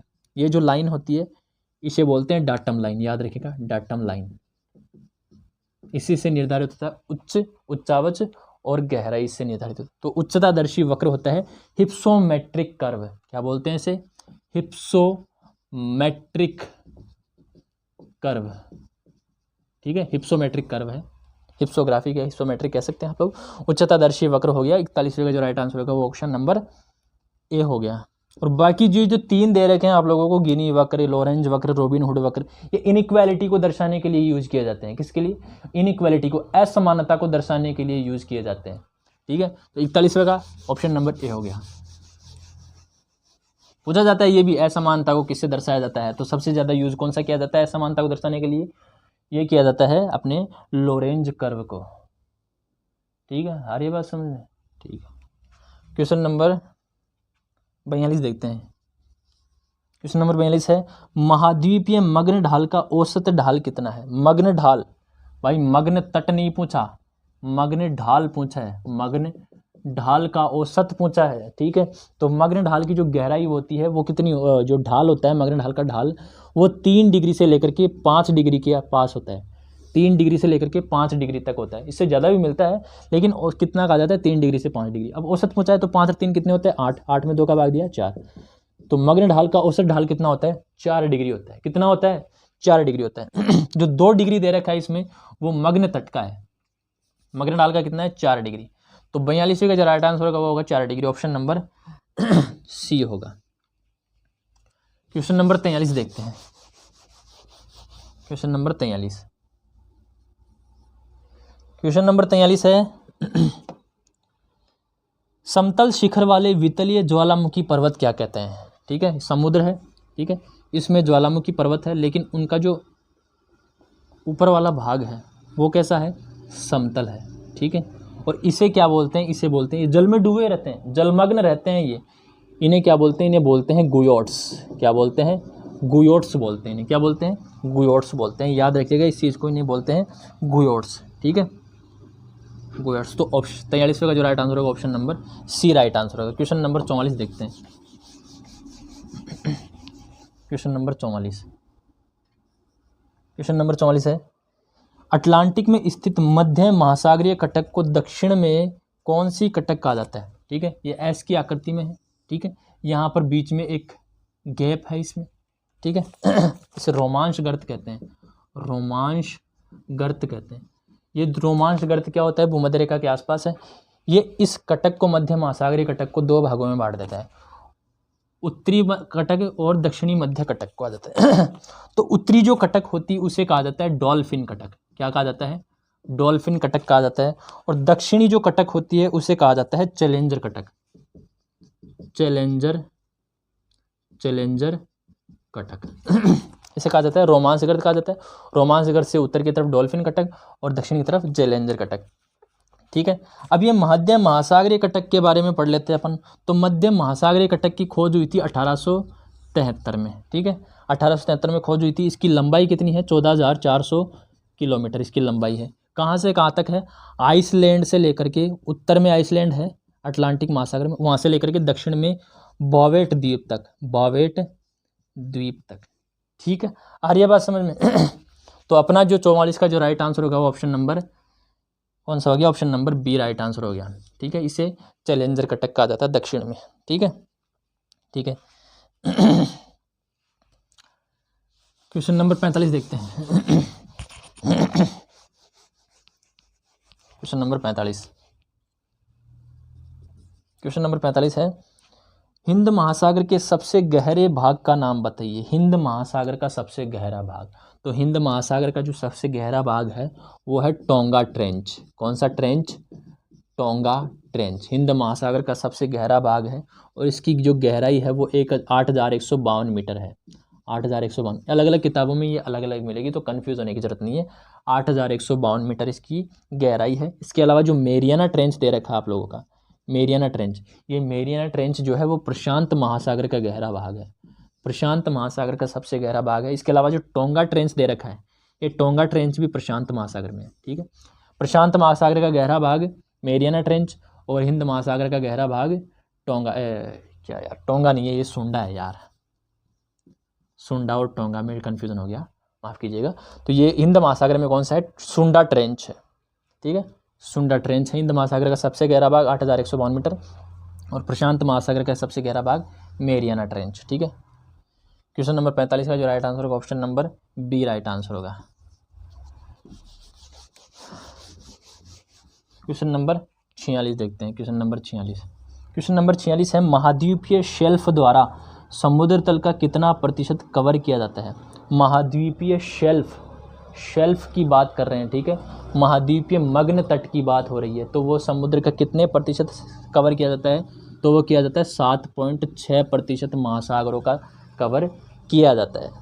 ठीक है, आ रही है बात समझ में, 7.6%, याद रखिएगा। 46 का राइट आंसर होगा वो ऑप्शन नंबर, अरे यार ये ट्रैक्टर चल रहा है पास में खेत में, option number A right answer होगा इसका। ठीक है, क्वेश्चन नंबर 47 देखते हैं। क्वेश्चन नंबर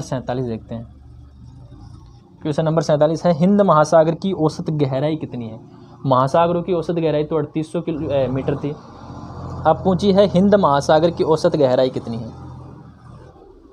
एक मिनट रुकिएगा आप लोग। हिंद महासागर की औसत गहराई पूछी है आप लोगों से, तो हिंद महासागर की औसत गहराई से पहले मैं आप लोगों को प्रशांत महासागर की औसत गहराई बताता हूँ। प्रशांत महासागर की आप लोग ऑप्शन दे करके बताइएगा कि राइट आंसर कौन सा है।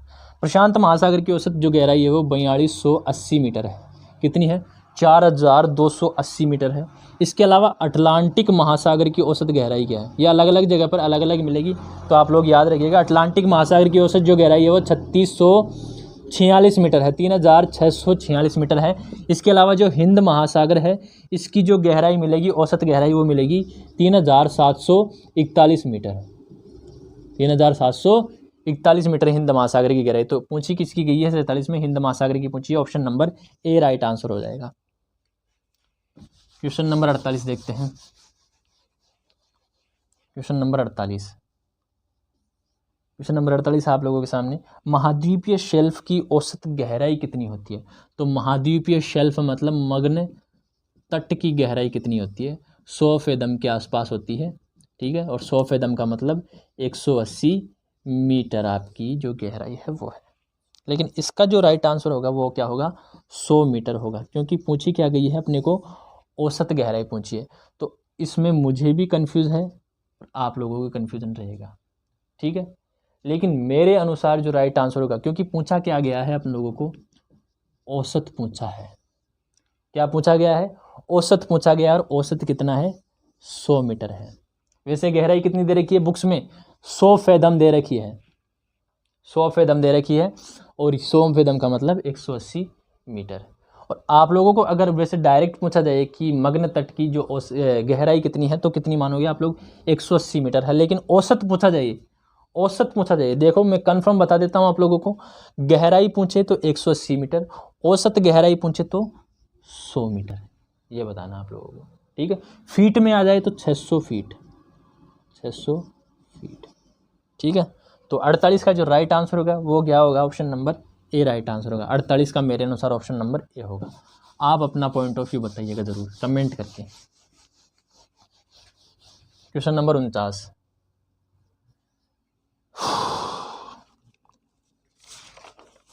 क्वेश्चन नंबर 49 कहाँ गया यार, क्वेश्चन नंबर 49 कहाँ गया यार, एक मिनट रुकिएगा। क्वेश्चन नंबर 49 ढूंढता हूँ मैं, 48 हो गया, ये रहा 49, मिल गया। क्वेश्चन नंबर 49 है, आर्कटिक महासागर में स्थित मध्य महासागरीय कटक कौन सी है।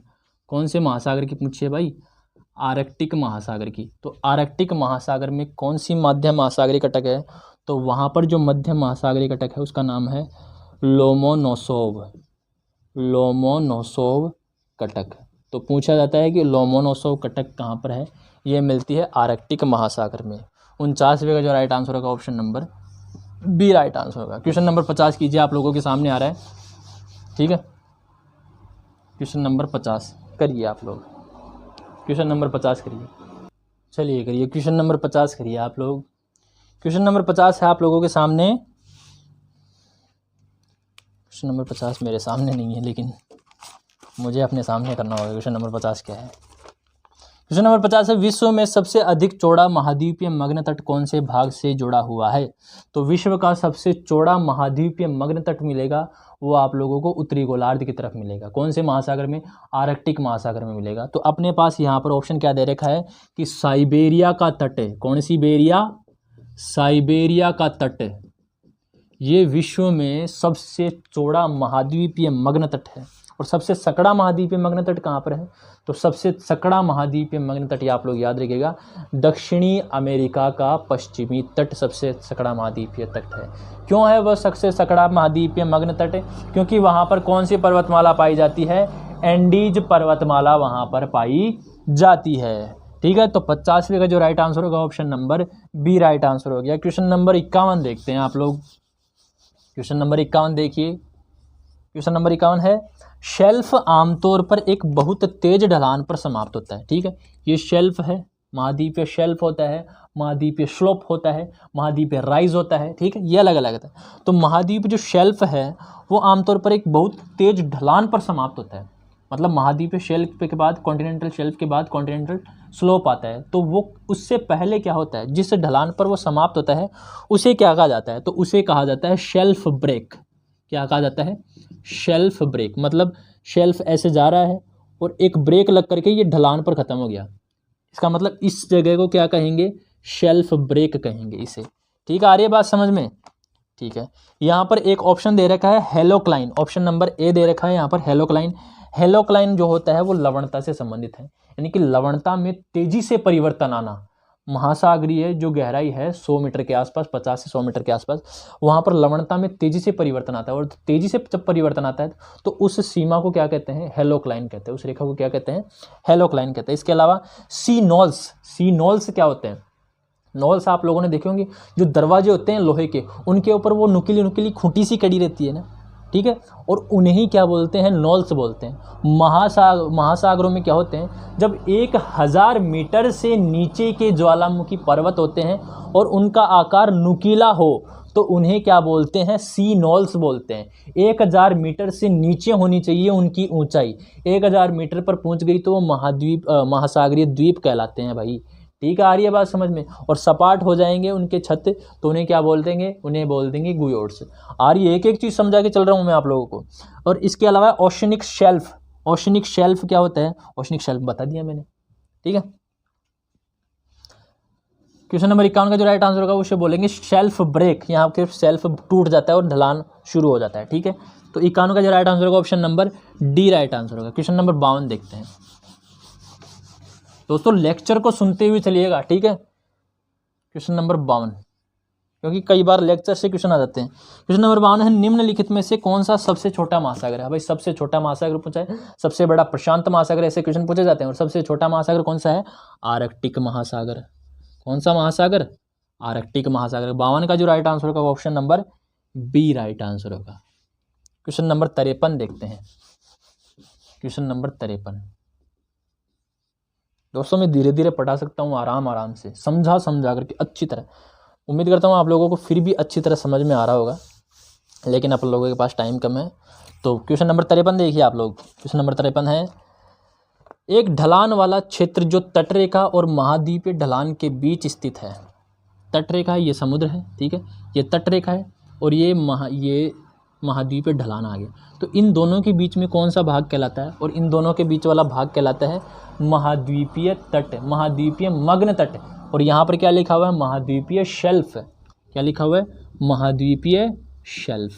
तो याद रखिएगा, ये इंग्लिश में भी पूछे जाते हैं। तो 53 का जो राइट आंसर होगा option number B right answer होगा। पहले होता है कॉन्टिनेंटल शेल्फ, फिर कॉन्टिनेंटल स्लोप, फिर कॉन्टिनेंटल राइज, फिर कॉन्टिनेंटल जो एबिसल प्लेन, फिर गर्थ। ठीक है, कई जगह एबिसल प्लेन से पहले गर्थ भी आ जाते हैं। ठीक है, जहाँ पर दो प्लेटें आपस में टकराती है तो गड्ढा बन जाता है वहाँ पर। ठीक है, तो क्वेश्चन नंबर 54 देखिए। क्वेश्चन नंबर 53 हो गया, बी हो गया। क्वेश्चन नंबर 54, क्वेश्चन नंबर 54 महासागरों में लगभग कितने प्रतिशत भाग पर महाद्वीप या मग्न तट मिलते हैं? महाद्वीपीय मग्न ढाल मिलते हैं। मग्न तट वाला तो बता दिया था मैंने, 7.6 पहले क्वेश्चन आया था। अभी यहाँ पर क्या पूछा है, मग्न ढाल कितने प्रतिशत भाग पर मिलता है महासागरों की, तो वो है 8.5% भाग पर मग्न ढाल मिलते हैं। ठीक है, तो 54 का जो राइट आंसर होगा वो option number B right answer होगा। इसके अलावा यहाँ पर एक ऑप्शन दे रखा है 75.9%। ये किसका प्रतिशत है, ये गहन सागरीय मैदानों का, यानी कि महासागरों में कितने प्रतिशत गहन सागरीय मैदान पाए जाते हैं, 75.9% टोटल महासागरीय मैदान है। ठीक है, इसके अलावा 7.6 बता दिया था मैंने आप लोगों को, शेल्फ का है। ठीक है, ठीक है, क्वेश्चन नंबर 54 का राइट आंसर बी हो गया। क्वेश्चन नंबर 55 देखते हैं। क्वेश्चन नंबर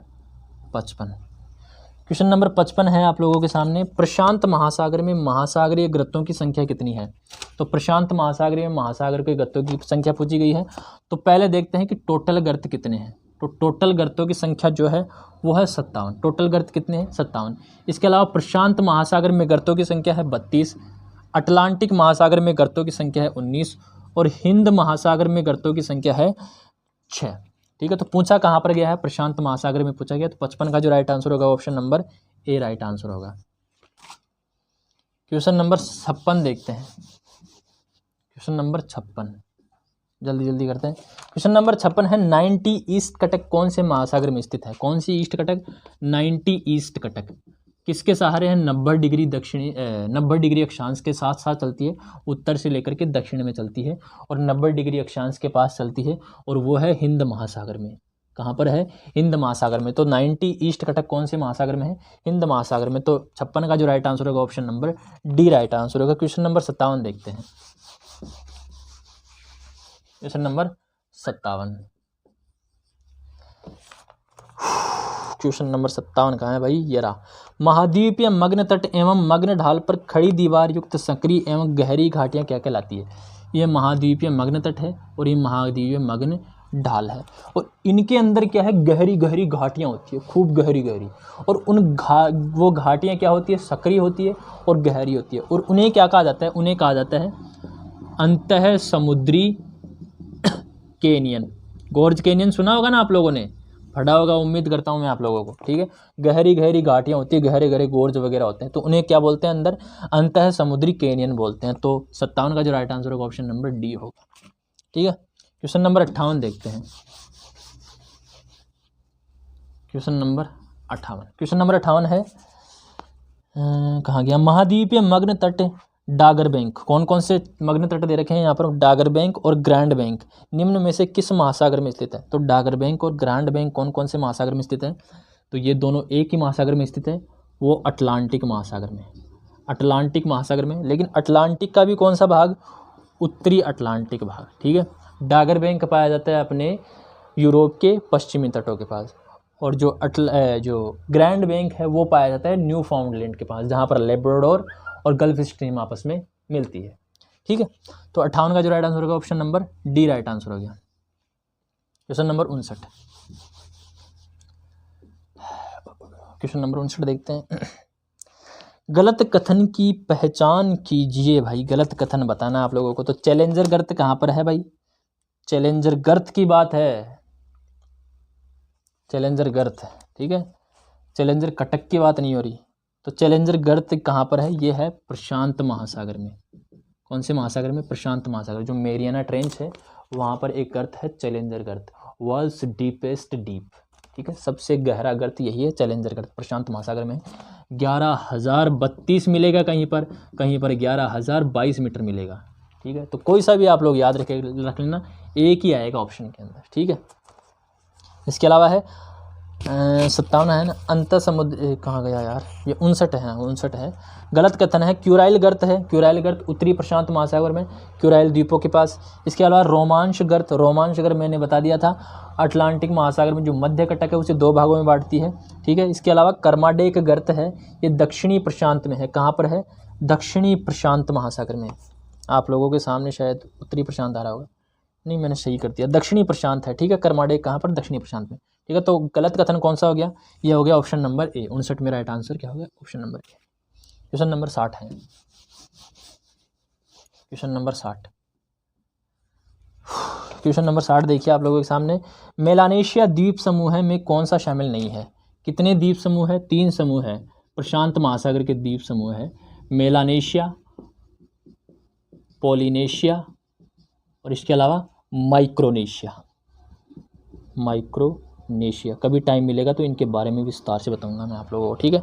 मेलानेशिया द्वीप समूह में कौन कौन से द्वीप समूह शामिल होते हैं?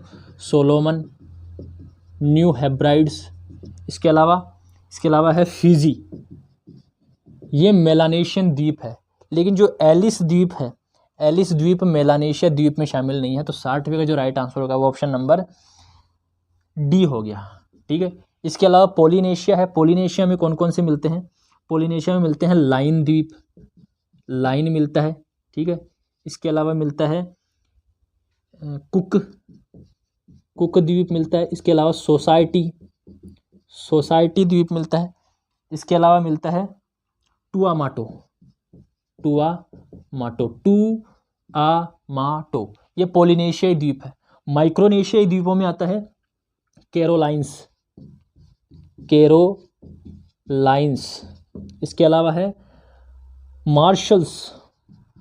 मार्शल्स, ठीक है। इसके अलावा है गिलबर्ट और एलिस। ये माइक्रोनेशियन हो गए, कैरोलाइंस, मार्शल्स, गिलबर्ट, एलिस। पोलिनेशियन हो गए लाइन, कुक, सोसाइटी, टुआमाटो और मेलानेशिया हो गए सोलोमन, न्यू हेब्राइड्स और फिजी। तो 60वें का जो राइट आंसर होगा ऑप्शन नंबर डी हो गया, ठीक है। क्वेश्चन नंबर 61 देखते हैं। 10 से 15 क्वेश्चन और है। क्वेश्चन नंबर 61 जल्दी करते हैं। क्वेश्चन नंबर 61 है, अंतः समुद्री कैनियन के उद्गम पर पंकिल तरंग सिद्धांत का प्रतिपादक कौन था? तो पंकिल तरंग सिद्धांत किससे संबंधित है? अंतः समुद्री कैनियन के निर्माण से संबंधित है और ये दिया था डेली महोदय ने। बस इतना याद रखिएगा, पंकिल तरंग सिद्धांत किसने दिया था? डेली महोदय ने दिया था। 61 का जो राइट आंसर है वो गया है ए है। किससे संबंधित है? अंतः समुद्री कैनियन से संबंधित है। क्वेश्चन नंबर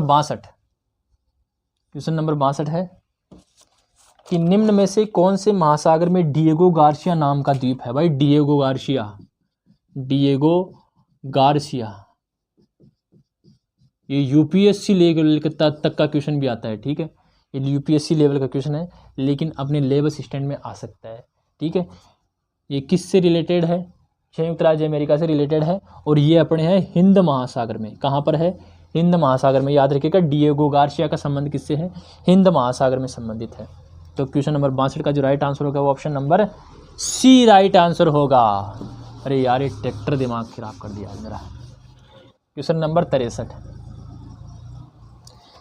असत्य कथन की पहचान कीजिए। असत्य कथन बताना है। प्रशांत महासागर के पश्चिमी तट के सहारे सर्वाधिक ट्रेंचें पाई जाती है। प्रशांत महासागर के पश्चिम के तट के सर के सहारे मतलब जापान ट्रेंच हो गया, फिलीपाइन ट्रेंच हो गया, मेरियाना ट्रेंच हो गया, ये सभी कहाँ पर है? पर जापान के प्रशांत महासागर के पश्चिमी तट पर, ठीक है भाई, ठीक है। इसके अलावा है हैरी हेस के अनुसार समुद्र तल गतिशील है। समुद्र नितल प्रसरण सिद्धांत दिया था, ठीक है।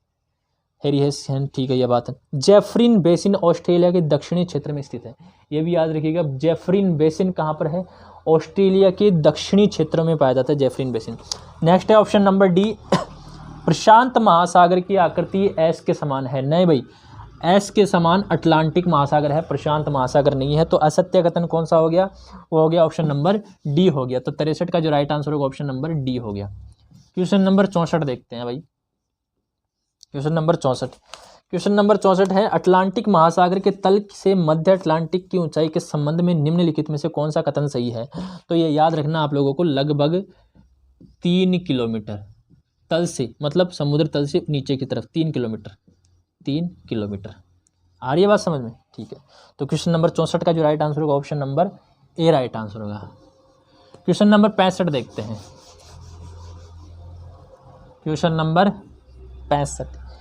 65 है, निम्नलिखित में उनके आकार के अनुसार बढ़ते क्रम में महासागरों का क्रम सही कौन सा है? बढ़ते क्रम में बताना है, घटते क्रम में मत बता देना। कहीं आप लोग ऑप्शन नंबर डी करके आ जाओ। बढ़ते क्रम में बताना है, मतलब सबसे पहले छोटा, फिर बड़ा, फिर बड़ा, फिर सबसे बड़ा। तो सबसे छोटा है आर्कटिक, फिर है हिंद महासागर, फिर है अटलांटिक महासागर और सबसे बड़ा है प्रशांत महासागर। तो 65 के अनुसार ऑप्शन नंबर सी होगा। ऑप्शन नंबर डी मत कर देना कहीं आप लोग पहले प्रशांत फिर अटलांटिक फिर हिंद फिर आर्कटिक। पहले क्वेश्चन को ध्यान से पढ़ना है, ठीक है। क्वेश्चन नंबर 65 का right answer option number C हो गया। क्वेश्चन नंबर 66, क्वेश्चन नंबर 66 देखते हैं। लास्ट पन्ना है, लास्ट पेज है ये वाला, बताता हूँ मैं। किस भूवैज्ञानिक अवधि के दौरान महासागर अपनी वर्तमान सतह प्राप्त की? यानी कि ऐसी कौन सी भूवैज्ञानिक जो काल था, अवधि थी, उसके दौरान जो वर्तमान महासागर है उन्होंने वर्तमान स्थिति प्राप्त की है, वर्तमान सतह प्राप्त की है, और वो है ऑप्शन नंबर डी। कौन सा युग था? होलोसीन।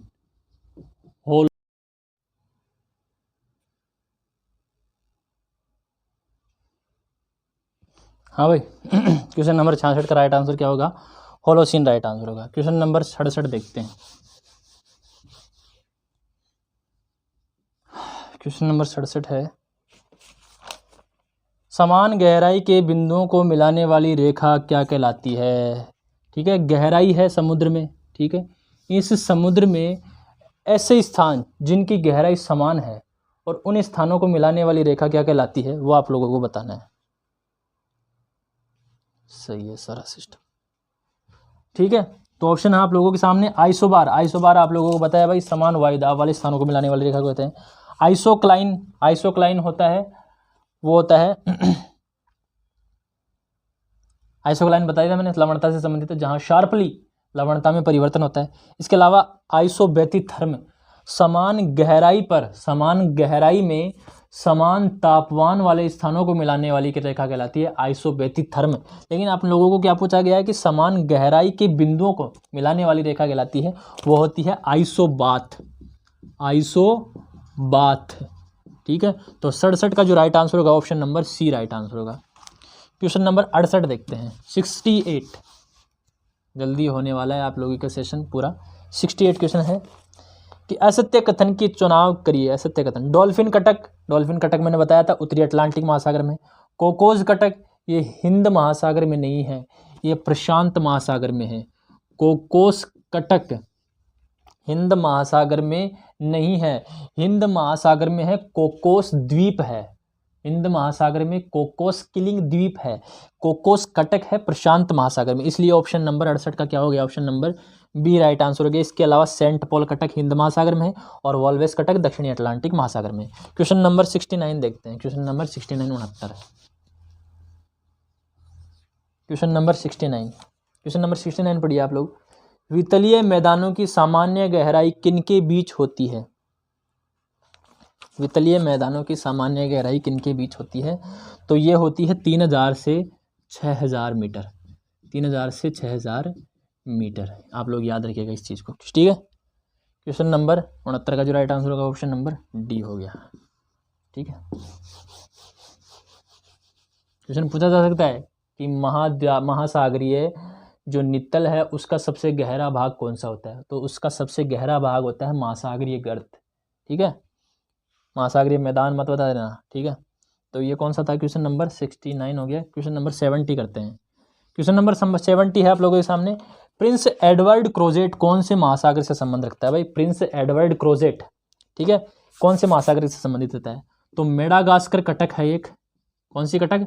मेडागास्कर कटक। जब ये मेडागास्कर कटक दक्षिण में, मेडागास्कर के दक्षिण में चली जाती है तो वहाँ पर 50 डिग्री के अक्षांश के आसपास ये कही जाती है प्रिंस क्रोजेट, प्रिंस क्रोजेट। तो 50 डिग्री अक्षांश के आसपास मेडागास्कर के दक्षिण में ही मेडागास्कर कटक को क्या कहा जाता है? प्रिंस क्रोजेट का, प्रिंस एडवर्ड क्रोजेट कहा जाता है। हिंद महासागर से रिलेटेड है प्रिंस एडवर्ड क्रोजेट, याद रखिएगा। क्वेश्चन नंबर 70 का जो राइट आंसर होगा वो option number C right answer होगा। क्वेश्चन नंबर 71 देखते हैं। क्वेश्चन नंबर 71, क्वेश्चन नंबर 71 है, गलत की पहचान कीजिए। भाई गलत कथन बताना आप लोगों को। तो टोंगा ट्रेंच की गहराई कितनी है? वो 10,800 ना हो करके 10,880 है, इसलिए जो पहला कथन है आप लोगों के सामने वो ही गलत हो गया। इसके अलावा क्यूराइल ट्रेंच की जो गहराई है वह 10,500 मीटर है। फिलीपींस ट्रेंच की गहराई है 10,540 मीटर है। और रोमांच ट्रेंच की गहराई है वो 7,760 मीटर है। ठीक है, तो ऑप्शन नंबर ए आप लोगों के सामने गलत हो गया कि 10,800 मीटर नहीं, 10,880 मीटर है। 71 का जो राइट आंसर होगा ऑप्शन नंबर ए हो गया। क्वेश्चन नंबर 72 देखते हैं आप लोगों के सामने आ रहा है। क्वेश्चन नंबर 72, असत्य कथन की पहचान कीजिए। असत्य कथन पूछा है भाई। पहला कथन है डॉल्फिन कटक उत्तरी अंध महासागर में, बताया था मैंने, मध्य महासागर जो कटक है उसका उत्तरी भाग क्या कहलाता है? डॉल्फिन कटक। चैलेंजर कटक दक्षिणी अंध महासागर में, दक्षिण मध्य अटलांटिक के जो कटक है उसका दक्षिणी भाग क्या कहलाता है? चैलेंजर कटक। सही बात है। लकादीव चगोस कटक जापान सागर में है ना भाई, ये कथन गलत है। लकादीव जो चगोस कटक है वो अपने भारत है ना उसका एक अरब सागर है, अरब सागर के दक्षिण में पाया जाता है लकादीव चगोस कटक। क्या पाया जाता है? लकादीव चगोस कटक अरब सागर में पाया जाता है। इसके अलावा कैरगुले कार्लसबर्ग कटक हिंद महासागर में। सही बात है, डी भी सही बात है। तो 72 का जो राइट आंसर होगा ऑप्शन नंबर सी होगा। सी कथन गलत है, जापान सागर में नहीं, ये अरब सागर में है। ठीक है, 73 देखिए, क्वेश्चन नंबर 73। यार क्वेश्चन नंबर 73, हाथ काले हो गए पूरे। Question number 73,